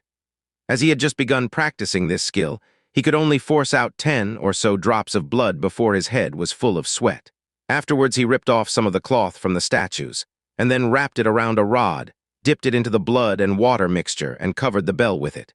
He thought that if Qi Zhen does return, if he tries to move the bell, he would definitely be poisoned for sure. Another thing that came to his attention was that his stepfather would definitely suffocate to death under the bell in 7 days. So he would use the knife to dig out a brick tile beside the bell and dig out a hole the size of a fist to allow the circulation of air. As he was digging the hole, the blade struck at another slab of stone underneath the tile and snapped. The blade was sharp, but it was very thin, and as he was digging, the precious blade snapped. He didn't know the blade was precious, it wasn't his, and he didn't feel it was a pity and threw the knife away. He knelt down on the ground and spoke through the opening, "Father, I'm going now. Come and collect me soon. Be careful when you come out, there is poison on the bell." Yang Guo bent his ear to the opening, and here Ouyang Feng replied weakly, "Good son, I'm not scared of poison. The poison should be scared of me. You be careful. I will definitely come back for you." Yang Guo sat there for a while, not willing to leave yet, but then started to hurry back, worried that Qi Zhen will notice that he has gone. When he got back to the room, he saw that Qi Zhen had not returned to the room, neither was he outside. When morning came, he heard someone using a branch knocking on his door. He leapt out of his bed and opened the door. He saw it was Qi Zhen supporting himself on a wooden branch, his face gray and pale. He leant over into the room and fell onto the floor. Yang Guo noticed that his hands were black. He indeed did return to find Ouyang Feng. He was pleased that he had fallen into the trap that was left for him and pretended to be concerned, and shouted, "Grandpa Qi, what's the matter?" Huang, Rong, and Jing heard the shout and hurried to see what the matter was. When they saw Qi Zhen on the floor, they gasped. Jing was still injured and struggled to walk, and so it was Huang Rong who supported Qi Zhen onto the bed. She asked, "First Master, what did you do?" Qi Zhen shook his head and didn't reply. Huang Rong saw his hands were black and said angrily, "It was that Li bitch again. Brother Jing, I'll go and battle her." She tied her belt and walked out. "It wasn't her," said Qi Zhen. Huang Rong returned and asked, "Who was it then?" Qi Zhen couldn't defeat a man who hasn't even got the strength to kill a chicken, and it was he in return that was injured. It reflected badly on him. Qi Zhen was a stiff-necked man, it was what was called, tired of the ginger being old and not spicy, and didn't say a word about his wound. The two knew his behavior. If he wants to say, he will say it. The more they ask, the angrier he'll get. It was lucky that the poison only got on his skin. The potency wasn't that strong. He'll feel a bit lightheaded. After taking a 9-flower jade dew pill, he'll be all right. Huang Rong already planned what they should do. At the moment Gu, Jing, and Qi Zhen-yi are hurt, Li Machu's poison is trouble, so the children and 2 wounded must be sent to Peach Blossom Island. Later on, she will find Li Machu and settle this score. They spent the morning resting in the inn. In the afternoon, they got on a boat and headed east. Yang Gu was happy with the fact that Huang Rong did not attempt to find Aoyang Feng and thought, "Father was scared that Auntie Gu will come and search for him.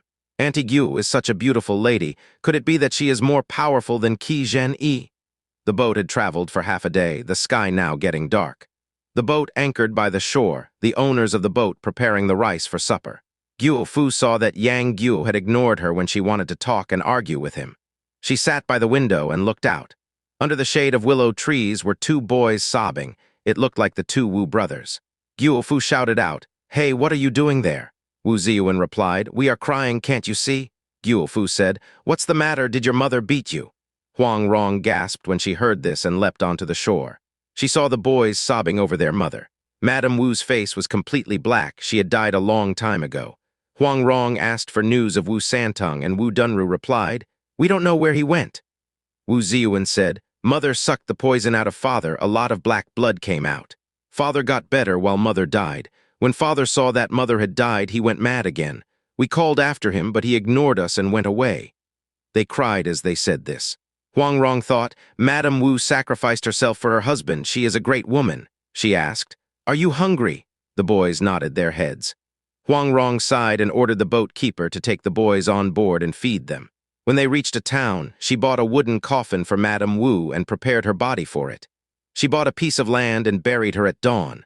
The brothers sobbed in front of the grave. Jing said, "Wronger, the 2 boys have lost their parents. Why don't we take them back to Peach Blossom Island and we'll care for them?"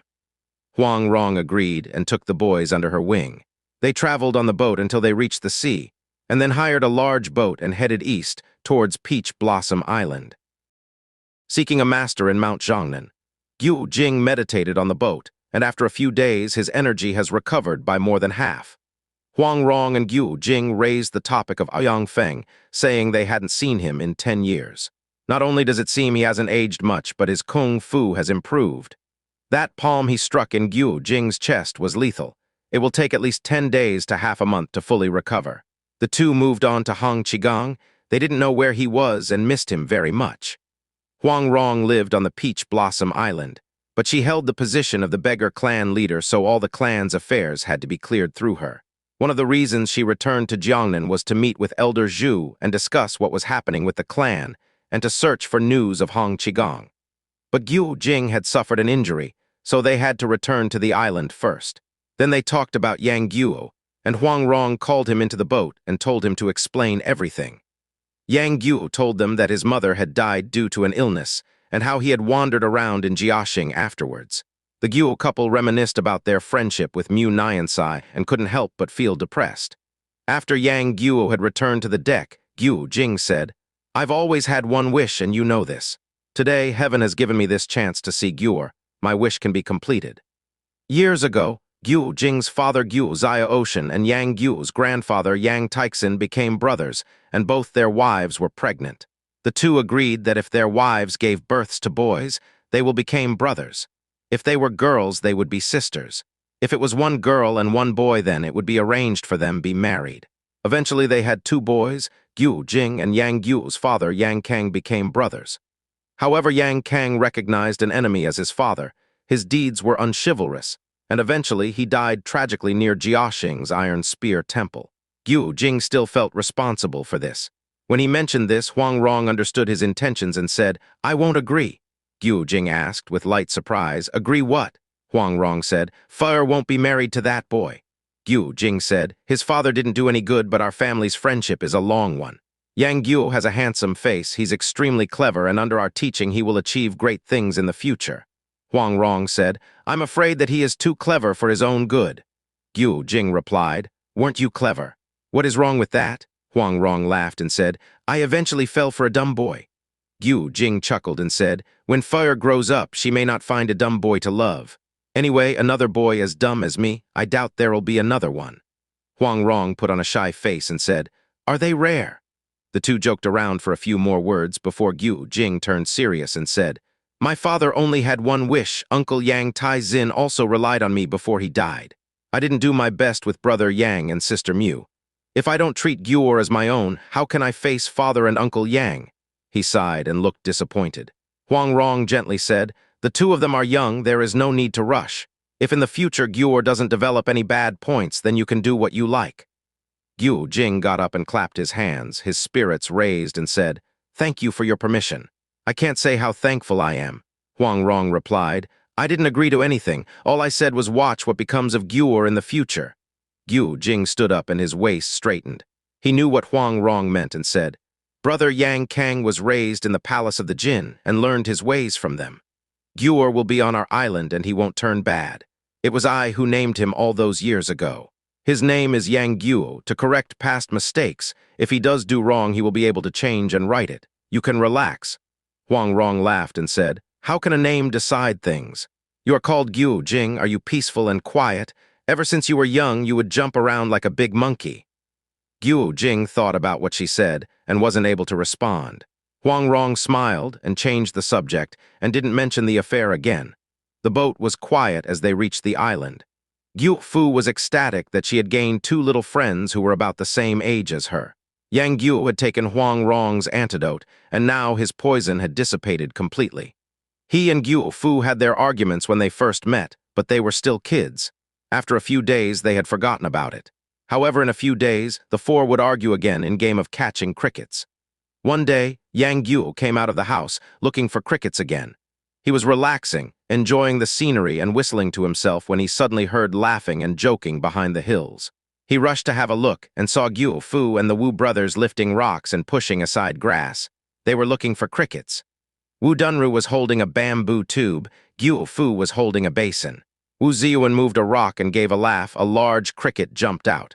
Wu Ziyuan jumped on it and held it with his two hands and laughed joyfully. Fu said, "Give it to me, gimme." Wu Ziyuan picked the cricket up and said, "Fine, I'll give it to you." He opened the lid of the basin and put the cricket in. The cricket's head and legs looked healthy. It had a thick waist and abdomen, and it looked like a spirited cricket.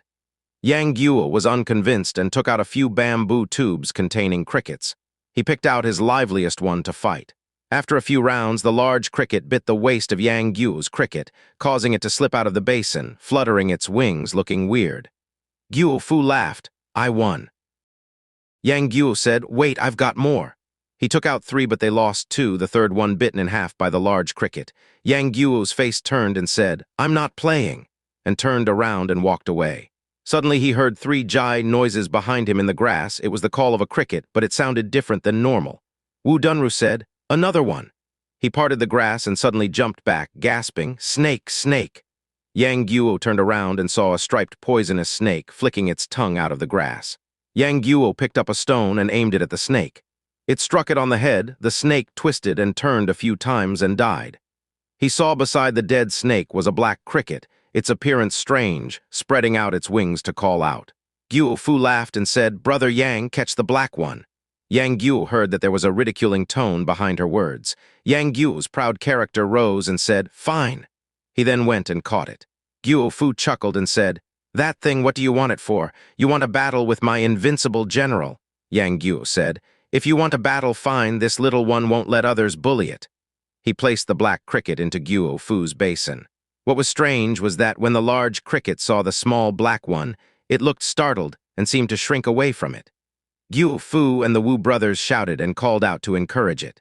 The little black cricket raised its head and jumped in front of the big one. The big cricket, not daring to face it in battle, wanted to jump out of the basin. The black cricket jumped up and high in midair, bit the end of the large cricket, and both of them fell out of the air. The large cricket shook a few times, and then turned on its abdomen and died. Amongst crickets, there are types which like to live with poisonous worms or with poisonous centipedes. This type is called the centipede cricket, and those which live with poisonous snakes are called snake crickets. Because of the poison on it, the normal types of cricket aren't their match. Yang Guo's cricket was a snake cricket. Fu was very displeased with the fact that her invincible general had died, and after thinking for a while said to Yang Guo, "Brother Yang, give the black one to me." Yang Guo replied, Giving it to you originally wasn't a problem, but why did you ridicule the little black one? Guo Fu replied, If you don't give it to me, fine, who wants it? She picked up her basin and turned it over. The little black cricket fell onto the ground, and she squashed it with her right foot. Yang Guo gasped, his blood began to boil, his face went red, he couldn't control himself, and he hit her hard by the side of the ear. Guo Fu didn't know whether to stay quiet or cry. Wu Ziyuan shouted at him, The little boy hits people, and threw a fist towards Yang Guo's chest. His family's skills are deep. Ever since he was little, his parents had taught him martial arts, so his martial arts roots are good. The fist that was coming towards Yang Guo's chest was not light. Yang Guo flared up and threw a fist back, but Wu Ziyuan dodged it. Yang Guo leapt up to attack, but Wu Dunru stuck out his leg to hook Yang Guo's leg. Yang Guo fell on the ground. Wu Ziyuan turned around and jumped on Yang Guo's body. Held down by the two brothers, 4 fists rained down fiercely on him. Though Yang Guo was 2 years older, it was difficult for 2 fists to defend against 4. The Wu brothers had been taught some higher martial arts, and Yang Guo had only learnt very basic martial arts from Mu Niansai. He wasn't their match. He bit his teeth and didn't make a sound. Wu Dunru said, If you apologize and beg, we'll let you go. Yang Guo shouted, Never! Wu Ziyuan threw out another 2 fists. Guo Fu was watching aside, pleased that the Wu brothers were helping her to get revenge. The Wu brothers knew that if they attacked the head, it would leave wounds, and if Guo, Jing, and Huang Rong found out, they would be blamed. So they treated Yang Guo's body with fists and kicks. Guo Fu saw the beating was severe and was a little bit scared. But when she felt the red mark left by Yang Guo by her ear, she felt pleased and shouted out, Hit him harder, harder! The Wu brothers listened and hit harder. Yang Guo was on the ground, and when he heard Guo Fu's instructions, he thought, Guo Fu, you evil little bitch, I'm going to get you for this. He felt extreme pain all over his back, and it looked as if he would endure more. The Wu brothers had practiced martial arts since they were young, so their punches and kicks were strong. A normal adult wouldn't withstand it. If Yang Guo had not practiced a bit of internal energy, he would have long ago fainted. He bit his teeth harder and waved his hands wildly. Then he suddenly felt a cold and slippery object. It was the dead, poisonous snake. He picked it up and threw it back at the Wu brothers. When the Wu brothers saw the stripped poisonous snake, they gasped. Yang Guo turned his body around and threw a fierce fist, hitting Wu Dunru in the nose, causing a nosebleed. Yang Guo scampered up and quickly ran away. The Wu brothers were indignant and chased after him. Guo Fu shouted out, catch him, and followed. Yang Guo ran on for a while and then turned around to see Wu Dunru's face full of blood. The expression on his face was furious, and knew if he was caught by the 2 brothers, he would suffer an even more severe beating than before. So he ran and hurried to the foot of practicing sword peak and climbed up. Though Wu Dunru's face was full of blood, the wound didn't really hurt. It was just that feeling his face full of blood that made him angry, and he hurried after Yang Guo. Yang Guo climbed up the peak with the Wu brothers close behind, unrelenting. Guo Fu was at the foot of the peak. Hearing the footsteps, she looked up and was pleased to see what was happening. Yang Guo hurried for a while, only to see a cliff with nowhere else to go. Years ago, whenever Huang Yaoshi invented a new stance, he would jump across the chasm and then go to the peak top and practice it. Could Yang Guo jump across? He thought, I'd rather jump and die than get caught by those 2 and get beaten up again. He turned around and shouted, If you come 1 step closer, I'll jump. Wu Dunru stopped, while Wu Ziyuan shouted back, Jump if you want, who cares about you? You don't have the guts anyway. As he said this, he crept closer. Yang Guo's blood rose again, and was about to jump when he saw a large loose rock from the corner of his eye. In a rush of blood and not thinking about the consequences, he stretched out his hand to move the smaller stones. The large stone did indeed begin to move. He moved behind the large stone and pushed with all his strength. The stone bounced twice, and after a crashing sound, the stone began to roll down the hill. The Wu brothers were shocked when they saw him push the stone. The color of their faces changed, and they hurriedly moved out of the way. The large stone carried numerous pieces of dirt and sand, and after moving past the Wu brothers, turned over many flowers and plants before heading into the sea. Wu Dunru panicked, his foot slipped, and he started to roll down. Wu Ziyuan caught him a rush. The 2 of them couldn't stand up on the slope, and the both of them rolled down for about 60 or 70 feet. Luckily, a tree managed to block their path. Huang Rong was in the house when she heard a sound far away, and followed the sound quickly to practicing sword peak. only to see a field of dirt and sand, her daughter hidden in the grass, so frightened that she couldn't cry, and the Wu brothers' heads and faces full of blood. Huang Rong picked up her daughter and asked, "What happened?" Guo Fu buried herself into her mother and cried. After she finished crying, she explained that Yang Guo had hit her for no reason, and when the Wu brothers helped her, Yang Guo wanted to roll a stone on them to kill them. She pushed all the blame onto Yang Guo. She didn't say anything about her squashing his cricket or the Wu brothers beating Yang Guo. Huang Rong listened and saw the red mark left on Guo Fu's face. The slap must have been strong, and she sympathized with her and comforted her. Jing also hurried to the scene and saw the Wu brothers hurt and asked what happened. He was angry but also concerned about Yang Guo and hurried up to the peak. He searched around but couldn't see a trace of him. He raised his voice and called out, "Gyur, Gyur." The loud voice resonated out for miles, but he did not see Yang Guo, nor did he hear a reply. Jing waited a while, becoming increasingly concerned, and eventually descended down from the peak. He rowed around the island in a boat, searching for him until it was dark, but still he couldn't see a trace of Yang Guo. When Yang Guo pushed the stone and saw the Wu brothers roll down the peak, he had seen Huang Rong coming and knew he would face a heavy punishment, and so hid himself among the rocks in the cliff. He heard Jing's call but did not reply. Yang Guo was hungry, but he did not move from his hiding place among the rocks. He saw it was approaching dusk, the sea beginning to darken, and there was no sound of people anywhere nearby. After a while, the sky was lit up with stars. A cool wind was blowing. He felt cold and came out of his hiding place and gazed down the mountain.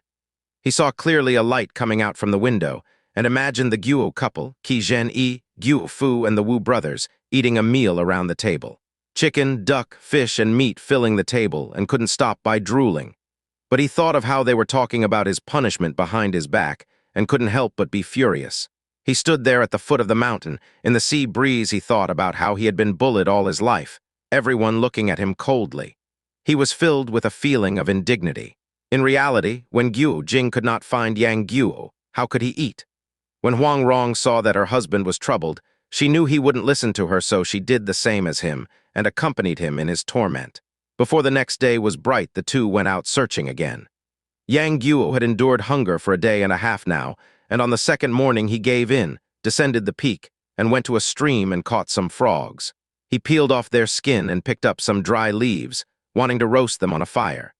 He was by the streamside and wanted to cook the frogs immediately to cure his hunger, but thought that Jing and Huang Rong might see the smoke. So he went into a cave and prepared the fire. As soon as the frog's legs were golden, he ate straight away, eating a leg in one big bite. He suddenly heard Jing's voice calling out, "Gyur, Gyur." He thought, "You want me to come out so you can beat me? I'm not going to come out."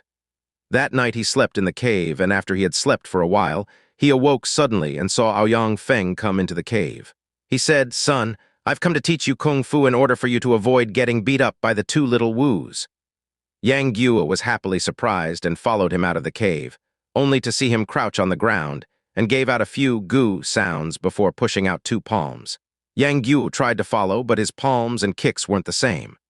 Aoyang Feng curled his hand into a fist and threw it out. Yang Guo couldn't avoid it, and it landed on top of his head. The pain was severe, and he got up. After being hit on the head, he woke up. It seemed it was all just a dream.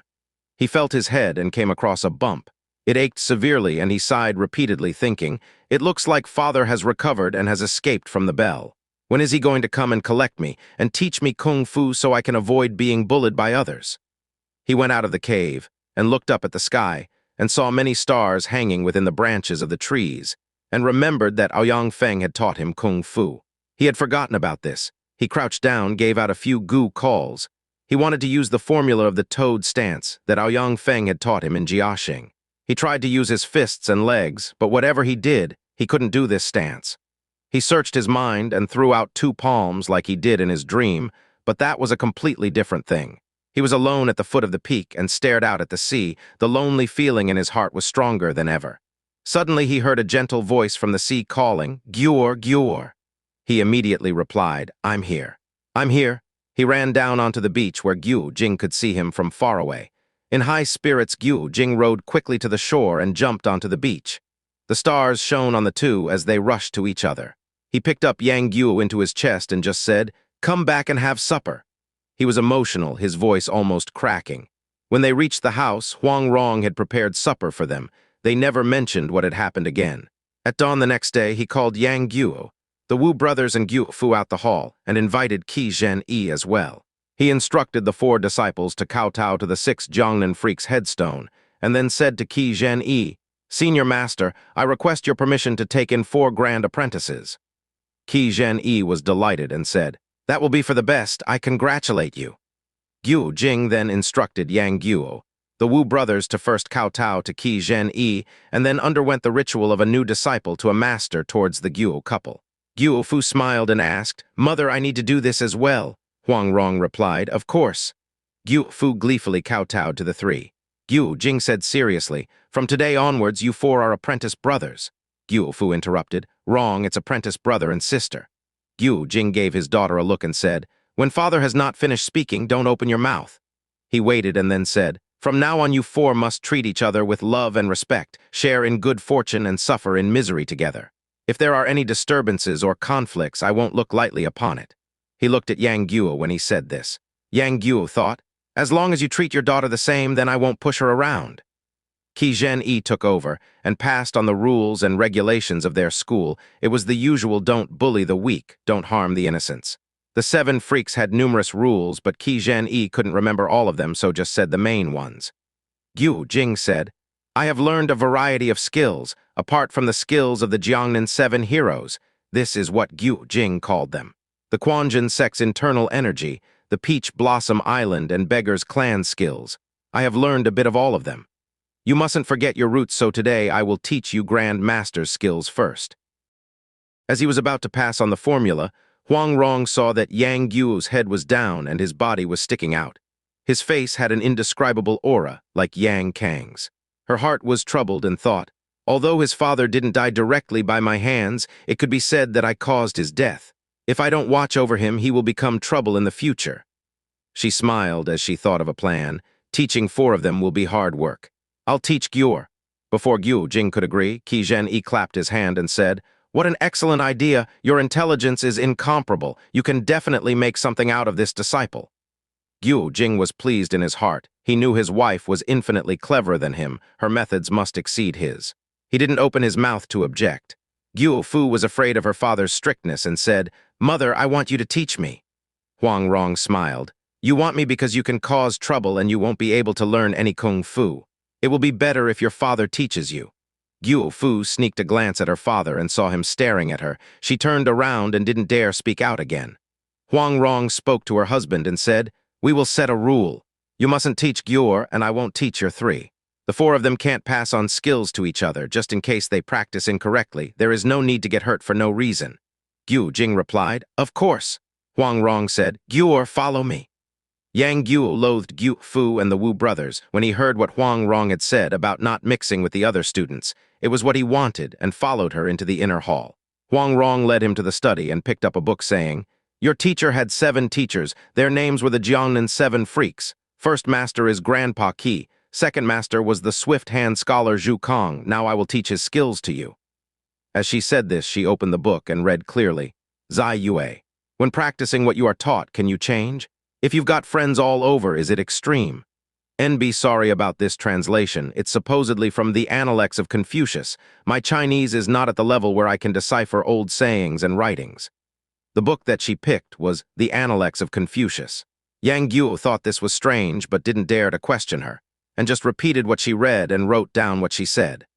Throughout the day, all Huang Rong taught him was reading and writing, and refused to mention teaching kung fu. One day after Yang Guo finished studying, he went to the back of the mountain to take a walk and remembered Aoyang Feng. He didn't know where he was. He thought of fond memories, and at that moment flipped his body upside down and copied the movements of Aoyang Feng. After a while, following the formula for contrary blood flow, he felt the more he stayed upside down, the smoother it felt. He flipped upright, and after a loud goo call, pushed out his 2 palms. He felt his body was smooth and relaxed, the gracefulness incomparable, and his body was covered with sweat. He didn't know that after a session of practicing, his internal energy had increased a level. All Aoyang Feng's kung fu was dangerous, the most lethal types of the higher set of skills. Yang Guo's intelligence and comprehension was high. Although he had learned very little in the past few days, now that he had begun to practice, his internal energy improved. From now on, he would study and recite books and manuscripts with Huang Rong every day. And whenever he had spare time in the evenings, he would go to the secluded mountainside and practice his martial arts. He didn't intend to practice in order to learn the frightening skill. It was because every time he practiced, his body would be filled with a relaxed feeling. After he has achieved this, then he would stop. He secretly practiced, and Jing and Huang Rong didn't know. Huang Rong taught him literature, and within 3 months she had taught him the whole of the Analects of Confucius. Yang Guo was able to memorize the texts quickly. Though he disliked learning texts and manuscripts, he didn't raise any objections. In reality, Huang Rong was not happy just teaching him how to read and study, but thought. His intelligence is not below mine, and if his character is like his father's and he learns kung fu, he could definitely cause a lot of trouble in the future. Why not teach him to study and shape him into a worthy and honest person? That had its good points. That's why she picked the Analects of Confucius, and now she would follow it with Meng Zai. A few months passed, and Huang Rong had still not passed on any martial arts, nor had Yang Guo asked about it. Ever since the fight with the other children, he had not tried to mingle with them and kept himself to himself, becoming even more of a loner. He thought that although Jing had taken him in as a student, he didn't have the intention of passing any skills to him. He already wasn't a match for the Wu brothers. If he had a fight with them after a year or so under Jing's teachings, it would be difficult for him not to die at their hands. He made a decision. When there was a chance to leave the island, he would take it.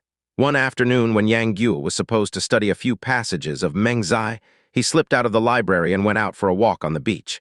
He looked out at the sea, at the white waves and foam, and thought, "When will I be able to leave this place and happily leave the others where they are?" As he was gazing, he suddenly heard some wind sounds from the peach blossom forest. Curious, he went over to have a look and eventually found his way. From a distance could see it was Jing in the forest teaching the Wu brothers some fists and kicks. He was teaching them a stance of the trapping hand, holding the bridge, changing the pillar, Chu Liang Huan Zhu. Jing gave them pointers and then demonstrated it, instructing the Wu brothers to copy him. Yang Guo just took a glance and recognized the essence of the stance immediately, but the Wu brothers practiced and practiced, but couldn't quite get it.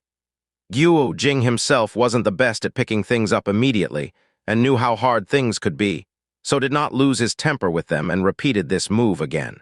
Yang Guo sighed and thought, if Uncle Guo was willing to teach me, I wouldn't be as stupid as them. Feeling unhappy, he returned to his room and slept. After supper, he read a few more books, but thought this was a waste of his time, and so he went to the beach again. He practiced the punch and kicks that Jing taught, and went over it a few times before he started to feel troubled and thought, if I secretly practice their skills to a much better standard than the Wu brothers, I won't have to be scared of them. This idea initially was good, but as he thought about it, he changed his mind. Uncle Guo doesn't want to teach me, so why should I learn it in secret? Even if he decides to teach me, I won't learn it. I may get beaten to death, but who cares? As he thought about this, he felt pride, but also sadness. He sat and leaned on the cliff face, the soothing sound of the waves of the sea eventually sending him to sleep. In the morning, Yang Guo did not go for breakfast, nor did he go to the library to study. He was by the sea and managed to gather several large clams which he roasted on a fire and ate. He thought, even if I don't eat Guo food, I won't starve to death. He saw a large boat and a small boat by the shore. I won't be able to operate that large boat, and I can't row far in that small boat. How can I escape from this island? He thought about this for half a day, having nothing to do. He went beside a large cliff face and flipped his body, and practiced the internal energy that Ouyang Feng taught. At the point where his blood was beginning to flow quickly, where his body felt lucid and smooth, he suddenly heard a shout from behind. He was caught unawares and fell down, his legs and arms numb. He couldn't get back up. It was Guo Fu and the Wu brothers arriving on the scene. Behind the cliff face was an extremely quiet and peaceful area with no one around. Because the paths of the island were designed to follow the 5 changes, Guo Fu and the brothers didn't dare to run about blindly. They were looking for a place to play and followed a path, eventually winding up here where Yang Guo was practicing. It was fortunate that Yang Guo's internal strength was shallow. Otherwise, the interruption by the 3 would have scrambled his veins and meridians, causing him to suffer paralysis. Guo Fu clapped her hand and said, "What are you doing here?" Yang Guo supported himself on the cliff face and slowly pulled himself up, gave Guo Fu a stare, turned around and walked away. Wu Ziyuan called out, "Hey, apprentice," sister asked a question. "Are you pretending to not care or are you ignoring us?" Yang Guo coldly said, "How can you take charge in this matter?" Wu Ziyuan was offended and said, "We only care about having a good time, not greeting mad dogs." Yang Guo replied, "You are right, mad dogs will bite when they see people. 3 mad dogs have just come, barking and howling madly." Wu Dunru angrily said, "You said 3 mad dogs. You abuse people?" Yang Guo laughed and replied, "No, I only scold dogs, not people." Wu Dunru could not take any more and curled a fist and threw it out at Yang Guo, who managed to avoid it. Wu Ziyuan remembered what their teacher had said about not fighting amongst each other. If news of this ever got to teacher, they would be punished. So he grabbed hold of his brother's arm and laughed coldly at Yang Guo, saying, "Big brother Yang, you've been under the care of Master Wife learning martial arts. We 3 from Master. A few months have passed, but we don't know who has advanced the most. How about sparring with each other, comparing skills, do you dare?" Yang Guo was aggravated and originally wanted to say, "I don't have your luck. Master Wife has not taught me any kind of martial arts." But when he heard the 4 words, "Do you dare to?" he extinguished his angry feelings and prevented himself from saying what he intended to. He gave out a grunt and stared coldly at him. Wu Ziyuan said, "We are here to test each other's skill. No matter who wins and who loses, no one is allowed to tell Master or Master Wife. Even if your head is cracked open, you must say you fell. If the loser complains about the winner, then they are born of dogs, a bastard. Big brother Yang, do you dare?" As he said the words, "Do you dare?" his eyes went blank, as Yang Guo threw a heavy fist into Wu Ziyuan's left eye. Wu Ziyuan jumped back to prevent himself falling over. Wu Dunru said, "You don't care about face, do you, with a punch like that?" He then used the punches and kicks that Jing taught him and attacked Yang Guo in the abdomen. Yang Guo could not avoid this punch and got hit. Then he saw Wu Dunru throw out a kick at him, and then he suddenly thought of something, and he remembered the moves that Jing taught to the Wu brothers yesterday. He bent his right leg, and with his left hand pushed the incoming right leg. It was the secret hero in the noisy city, Quan Jin Fa's trapping hand. The stance of holding the bridge, changing the pillar. Chu Liang Huan Zhu, though it wasn't a very special move, it is useful when facing an enemy. Yesterday, when Jing repeated the move, the Wu brothers learned it. But when it was put in use for real, it didn't compare with the Yang Guos, who only had a glance at it and just went over it once. Wu Dunru fell over after this move by Yang Guo. Wu Ziyuan was already aggravated with the punch he received in his eye, but when he saw his brother fall, he picked himself up and threw out a left punch. Yang Guo dodged to the left, but he only knew very little of the stances of the punches, so he couldn't compete as a right fist of Wu Ziyuan hit him squarely on the right side. Wu Dunru picked himself up and the brothers attacked from both sides. The brothers' martial arts foundation was already stronger than Yang Guo's, and he wasn't a match. Added to the fact that the Wu brothers had been training under Jing for a few months, how would he be able to stand up against them? After a while, 7, 8 punches had landed on Yang Guo's head, back and waist. Yang Guo flared up and thought, "Even if I get beaten to death by you, I won't try to escape." He wildly threw some punches out. They weren't at all from any set of orthodox skills. Wu Ziyuan saw the state that Yang Guo was in and was slightly afraid. They had already taught him a lesson and didn't want to carry on. He said, "You've already lost, we'll let you go, there's no need to fight more." Yang Guo shouted, "Who wants you to ease off?" and dashed at him, attacking fiercely. Wu Ziyuan stretched out his left hand and with his right hand grabbed hold of his chest, trying to pull him forward in a rush. At this time, Wu Dunru threw 2 punches at Yang Guo's back. Yang Guo couldn't stand steadily and fell forwards. Wu Dunru held his head with 2 hands and said, "You ready to give up? Who wants to give up to you mad dogs?" Wu Dunru was offended and pushed Yang Guo's face in the sand and said, "If you don't give up, then suffocate to death." Yang Guo's eyes, nose, and face were full of sand and dirt. He couldn't breathe. After a while, his body felt like cracking. Wu Dunru was holding his head with 2 hands. Wu Ziyuan was on his back. Yang Guo could not escape, and as he was finding it difficult to breathe, the internal energy of the toad stance that he has been practicing over the last few days suddenly became fluent. A warm kai was flowing through his dan tian. All of a sudden, his body was full of energy as he leapt up fiercely. His eyes closed when he threw out 2 palms. It hit Wu Ziyuan in the lower abdomen. Wu Ziyuan gave out a cry before falling to the ground unconscious. The palm's power came from Aoyang Feng's toad stance. The power of it, of course, could not compare to Aoyang Feng's, and Yang Guo had not intentionally used it. But since he was in danger, he involuntarily used it, and Wu Ziyuan could not withstand it. Guo Fu was scared and followed.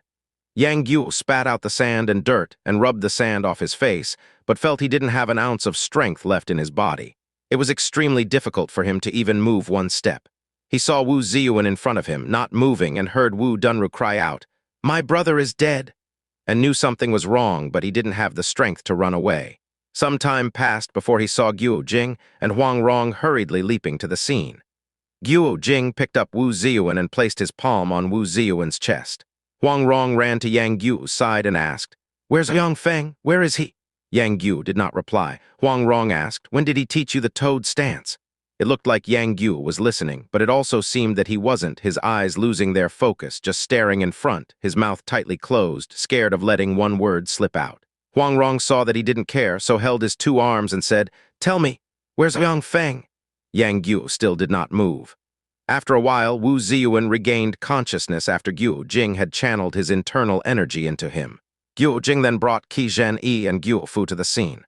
When Qi Zhen-yi heard from Guo Fu that Yang Guo flipped his body and heard that he had killed Wu Ziyuan, he knew that Yang Guo was Aoyang Feng's heir. Full of hate and revenge, he rushed to Yang Guo's side, hearing Huang Rong ask, "Where is Aoyang Feng?" But Yang Guo still didn't care.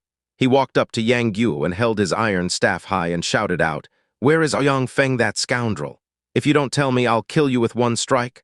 Without care for his life, he shouted back, "He's not a scoundrel, he's a good person. You can kill me if you want, but I won't say a word."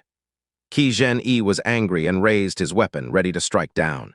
Guo Jing shouted out, "Senior Master, don't," only to hear a thudding sound as the staff evaded Yang Guo's body and struck into the sand. Qi Zhen-yi had wanted to scare him into saying something, but as the weapon reached his head, there was still no reply, so he let his weapon slip.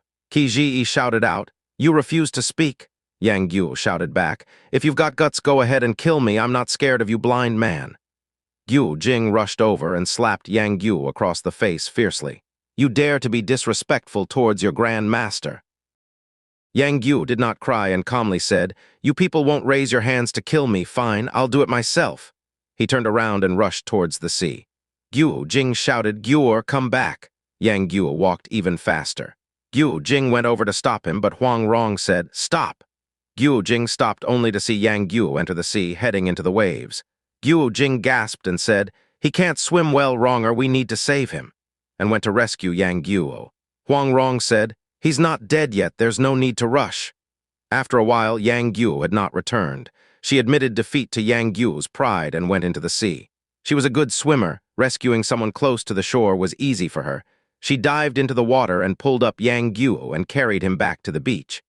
She put him on the cliff-side rocks, letting him spit out the sea water by himself and slowly regain consciousness. Huang Rong replied, "He learned his kung fu before arriving on the island. Even if Aoyang Feng did come, we would know about it." Guo Jing nodded. She asked, "How's little Wu's injury?" Guo Jing replied, "It looks like he'll need at least 2 months' rest." Qi Zhen-yi said, "Tomorrow I'll leave for Jiaxing." Huang Rong and Guo Jing looked at each other, understanding his intentions. He would never live with someone who was related to Aoyang Feng in any way. Huang Rong said, "Senior Master, this is your home. Why do you give in to the child?" That night, Guo Jing summoned Yang Guo to his room and said, "Guo, all that has happened is in the past. We won't mention it. You were disrespectful to Senior Master. I cannot allow you to stay with my school. From now on, call me Uncle Guo. I'm afraid that Uncle Guo's inability to teach you will lead to your future failures. In a few days, I'll take you to Mount Zhongnan to Qingyang Palace and request Quanjin sect's elder Changchun Zai, Eternal Spring, to accept you into their sect. Quanjin sect is famous for its martial arts. I hope you take this opportunity in Qingyang Garden to hone your skills and reflect on your character, and so, hopefully, you will become a gentleman." Yang Guo replied, "Yes, Uncle Guo." He changed his greeting and didn't regard Guo Jing as his teacher anymore. Guo Jing got up early in the morning and prepared money and luggage. He said goodbyes to his wife, his master, his daughter, and the Wu brothers. He left with Yang Guo by boat. They arrived at Zhejiang's Red Sea. Guo Jing bought 2 horses, and he and Yang Guo traveled north. Yang Guo had never ridden a horse before, but now his internal energy has some foundation. and after a few days of adjusting, he could freely control the reins. He was young and eager, always riding ahead of Jing. The next day, the two passed the Yellow River, Yangtze, and arrived at Xiaxi. Ever since the Jin lost to the Mongols, everywhere north of the Yangtze was under the influence of the Mongols. In Jing's younger days, he once was a general in the Mongol army.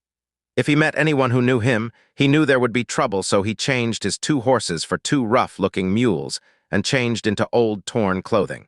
He disguised himself as a troubled villager. Yang Guo also changed his clothing and wore a blue-green hat and then got on the mule. The mule was bad-tempered, and it was slow. Yang Guo spent the next few days trying to break its temper. One day they arrived at Cage Village, Fanchuan. It was in the area of Mount Zhongnan. The village got its name from the Kai General Fan who had successfully captured a city. Along the way they passed winding mountain ranges, pine forests, fields of vegetables and cotton, its scenery not unlike that of Jiangnan. After Yang Guo left Peach Blossom Island, his feelings towards the events on the island were still there, but he would not mention them. He couldn't hold on to this stance and it slipped out. "Uncle Guo, this place is quite similar to our island." When Jing heard him say, "our island," he was pleased to no end and said, "Guo, we are not far from Mount Zhongnan. Remember to take this opportunity at Quanjin and learn from their teachings. A few years later on, I will come back for you and take you back to the island." Yang Guo shook his head and said, "I will never go back to the island." Jing forgot about Yang Guo's young age. The words that he said came straight from his heart. Jing had no reply to this. After a while he said, "You are angry with Uncle and Auntie Guo." Yang Guo replied, "How can I dare to? It's you that should be angry with me." Jing gave up and didn't open his mouth again. The two of them went up a hill, and in the afternoon they arrived at a temple on the hill's peak. Jing saw 3 words were written on top of the doors: "Light Everywhere Temple." He tied the mules to a pine tree outside the temple and went inside for a meal. Inside the temple were 7 or 8 monks. When they saw he was plainly dressed, the monks calmly gave them 2 bowls of noodles and 7 or 8 buns for them to eat.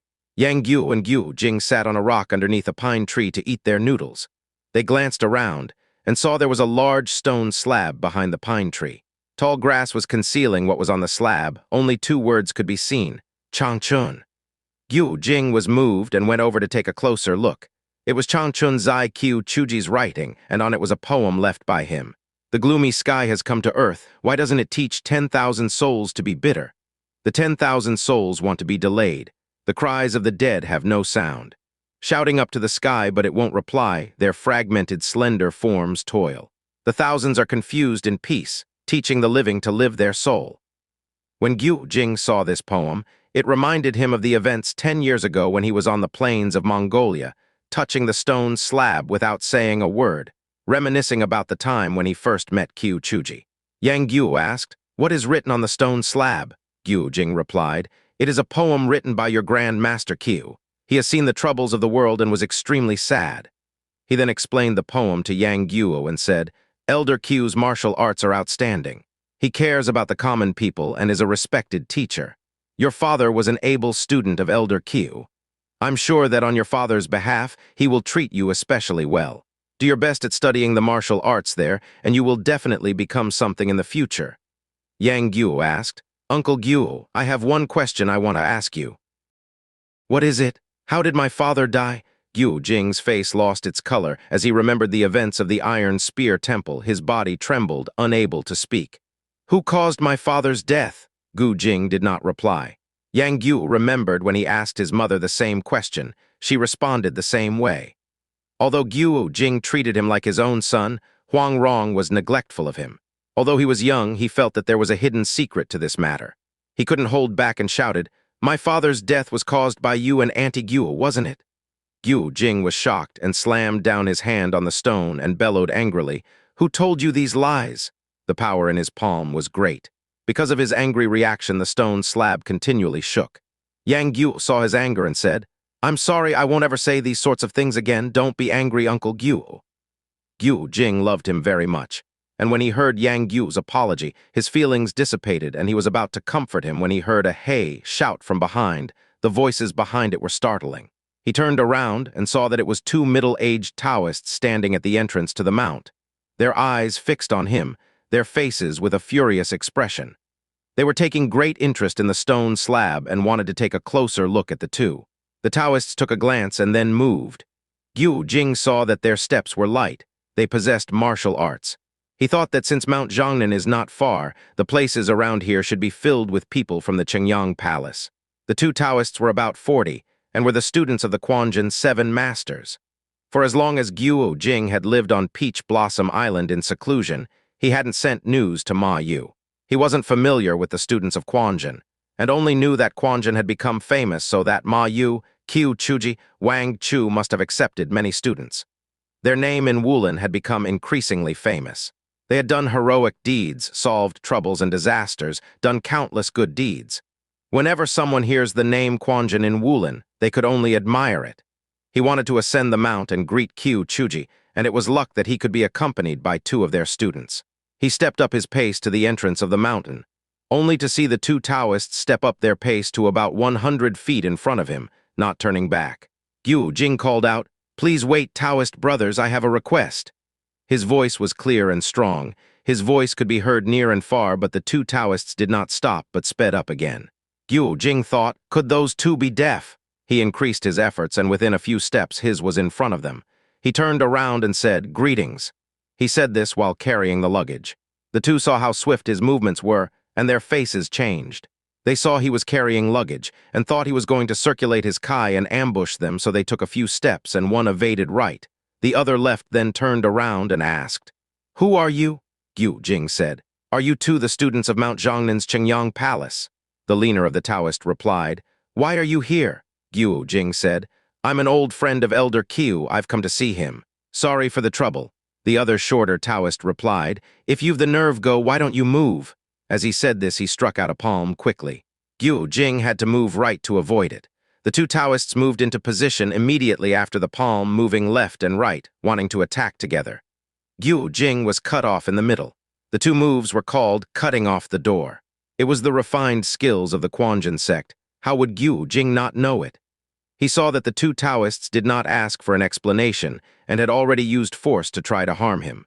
He was slightly startled, wondering whether there was a misunderstanding. He didn't try to clear it up, nor did he try to evade as he heard 2 sounds, as 2 palms landed on the side of his body from the 2 Taoists.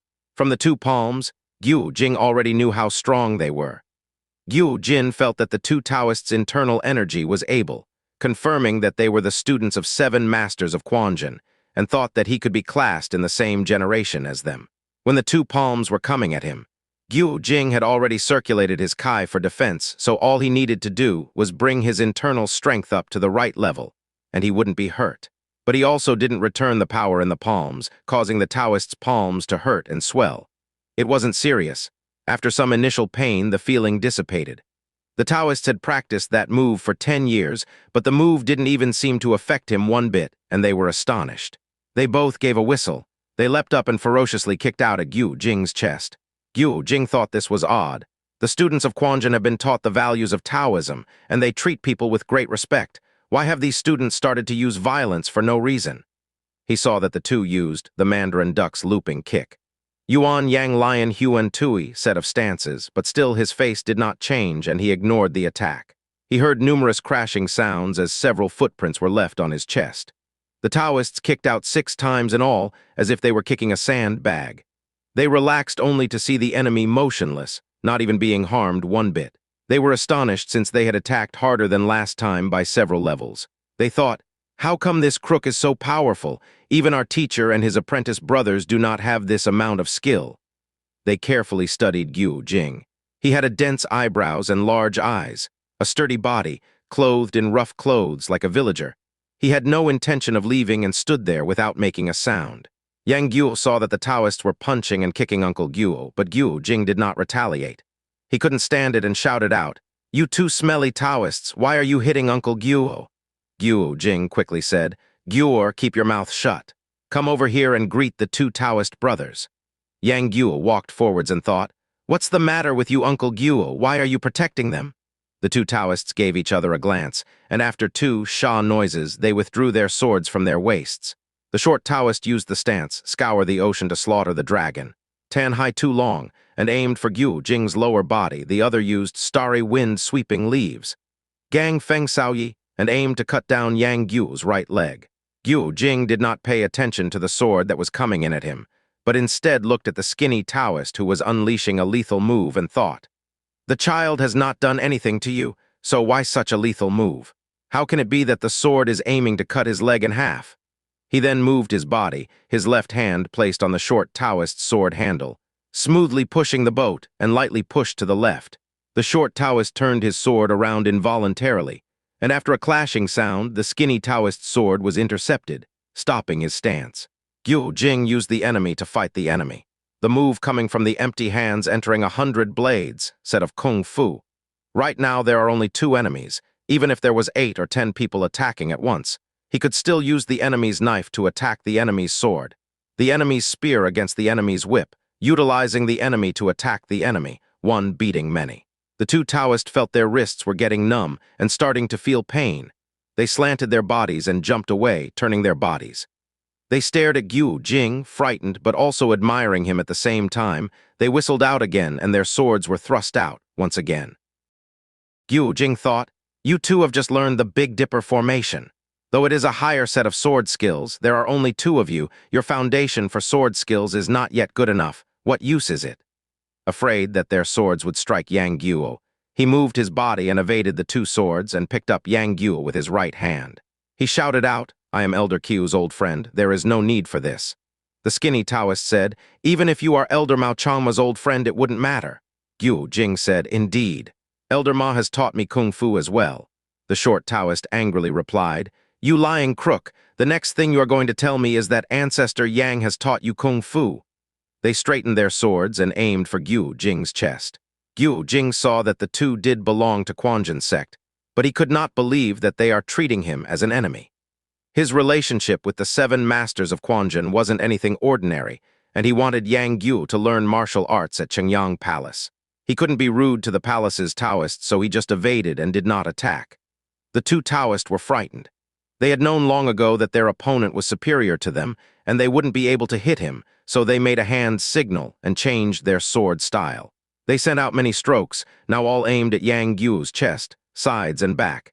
Every stance they used was intended to kill. Jing saw that Taoists did not hold anything back with their sword strokes towards a child. He couldn't hold back his anger for any longer. The short Taoist came in with a ferocious stroke. Jing suddenly shot out his right hand. The first and second fingers opened and held the blade of the sword. He twisted his wrist inwards, his elbow now facing the short Taoist's nose. The short Taoist used his strength to pull free, but couldn't move his long sword. He saw that Jing's elbow coming towards him, and knew that if he didn't die from it, he would be seriously hurt, so he let go and jumped back. Jing's martial arts were at a level where he could do what he wanted. It didn't matter if he lifted his hand or raised his foot, the result would be the same. He moved the fingers of his right hand. The sword now stood erect, the handle flicking upwards. The skinny Taoist was aiming for Yang Guo's neck. His sword tip was struck, but the sword handle moved, and after a clashing sound, his right arm grew hot. His body was shaking, and he could do nothing but let go. The 2 said together, "The perverted scoundrel is too powerful, let's get away." They turned around as they said this. Jing had been insulted many times in his life. He has been called fool, idiot, even a crook, but this is the first time that someone has called a perverted scoundrel. He didn't put Yang Guo down. Carrying him, he hurried after the 2. After one step with his right foot, he leapt over the 2 Taoists, then he turned around and shouted, "What did you call me?" The short Taoist was frightened, but managed to say, "If you don't want to marry the one named Long, then why have you come to Mount Zhongnan?" As he was speaking, he was afraid that Jing would attack and retreated 3 steps at the same time. Jing stopped and thought, "I want to marry the one named Long. Who is this girl named Long? Why do I want to marry her? I've already have Ronger. Why would I want to marry someone else?" He stood there as he thought about what was going on. The 2 Taoists saw that he was standing still. He seemed to be distracted. They glanced at each other and quickly ran past him, hurrying up the mountain. Yang Guo saw that Jing was not fully aware. He lightly came down to the ground and said, "Uncle Guo, the 2 smelly Taoists have escaped."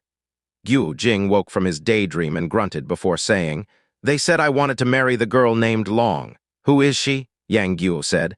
"I don't know. The 2 didn't even try to clear things up before using force. They must thought you were another person." Yang Guo picked up the two swords that the two Taoists abandoned. Jing looked at the sword handle. Chengyang Palace was imprinted on the handle. The two went on their way. After about an hour, they came to the Golden Lotus Chamber and without stopping carried on through the rugged terrain. They stepped on some loose rocks as they reached Maoyuan Cliff, Hanging Brave Cliff. Then the two ascended up it. As they passed the Sun and Moon Cliff, Ryue, the sky was getting dark. When they got to Holding Sun Cliff, Baozai, the new moon came out. The appearance of the Holding Sun Cliff was peculiar, like a mother holding her son. The two traveled for a while before Jing said, "Guo, are you tired?" Yang Guo shook his head and said, "No." Jing said, "Okay, we'll continue on our way." They walked on, only to see a large rock formation blocking their way. The impression of the rocks was like being in a haunted forest, with one looking like an old woman bending over them. Yang Guo was slightly frightened, and then heard a sound from behind the rock, and 4 Taoists leapt out, blocking the way and standing motionless. Jing placed the luggage in front of him and said, "I am Peach Blossom Island's Jing, and I am here to see Elder Qiu." A tall Taoist stepped forward and chuckled. "Hero Qiu is known by everyone. He is also Senior Huang's son-in-law. How can you be so shameless and pretend to be him? Leave quickly." Jing thought, "How am I shameless?" He held his temper and said, "I am indeed Jing. Could you request Elder Qiu to sort this matter out?"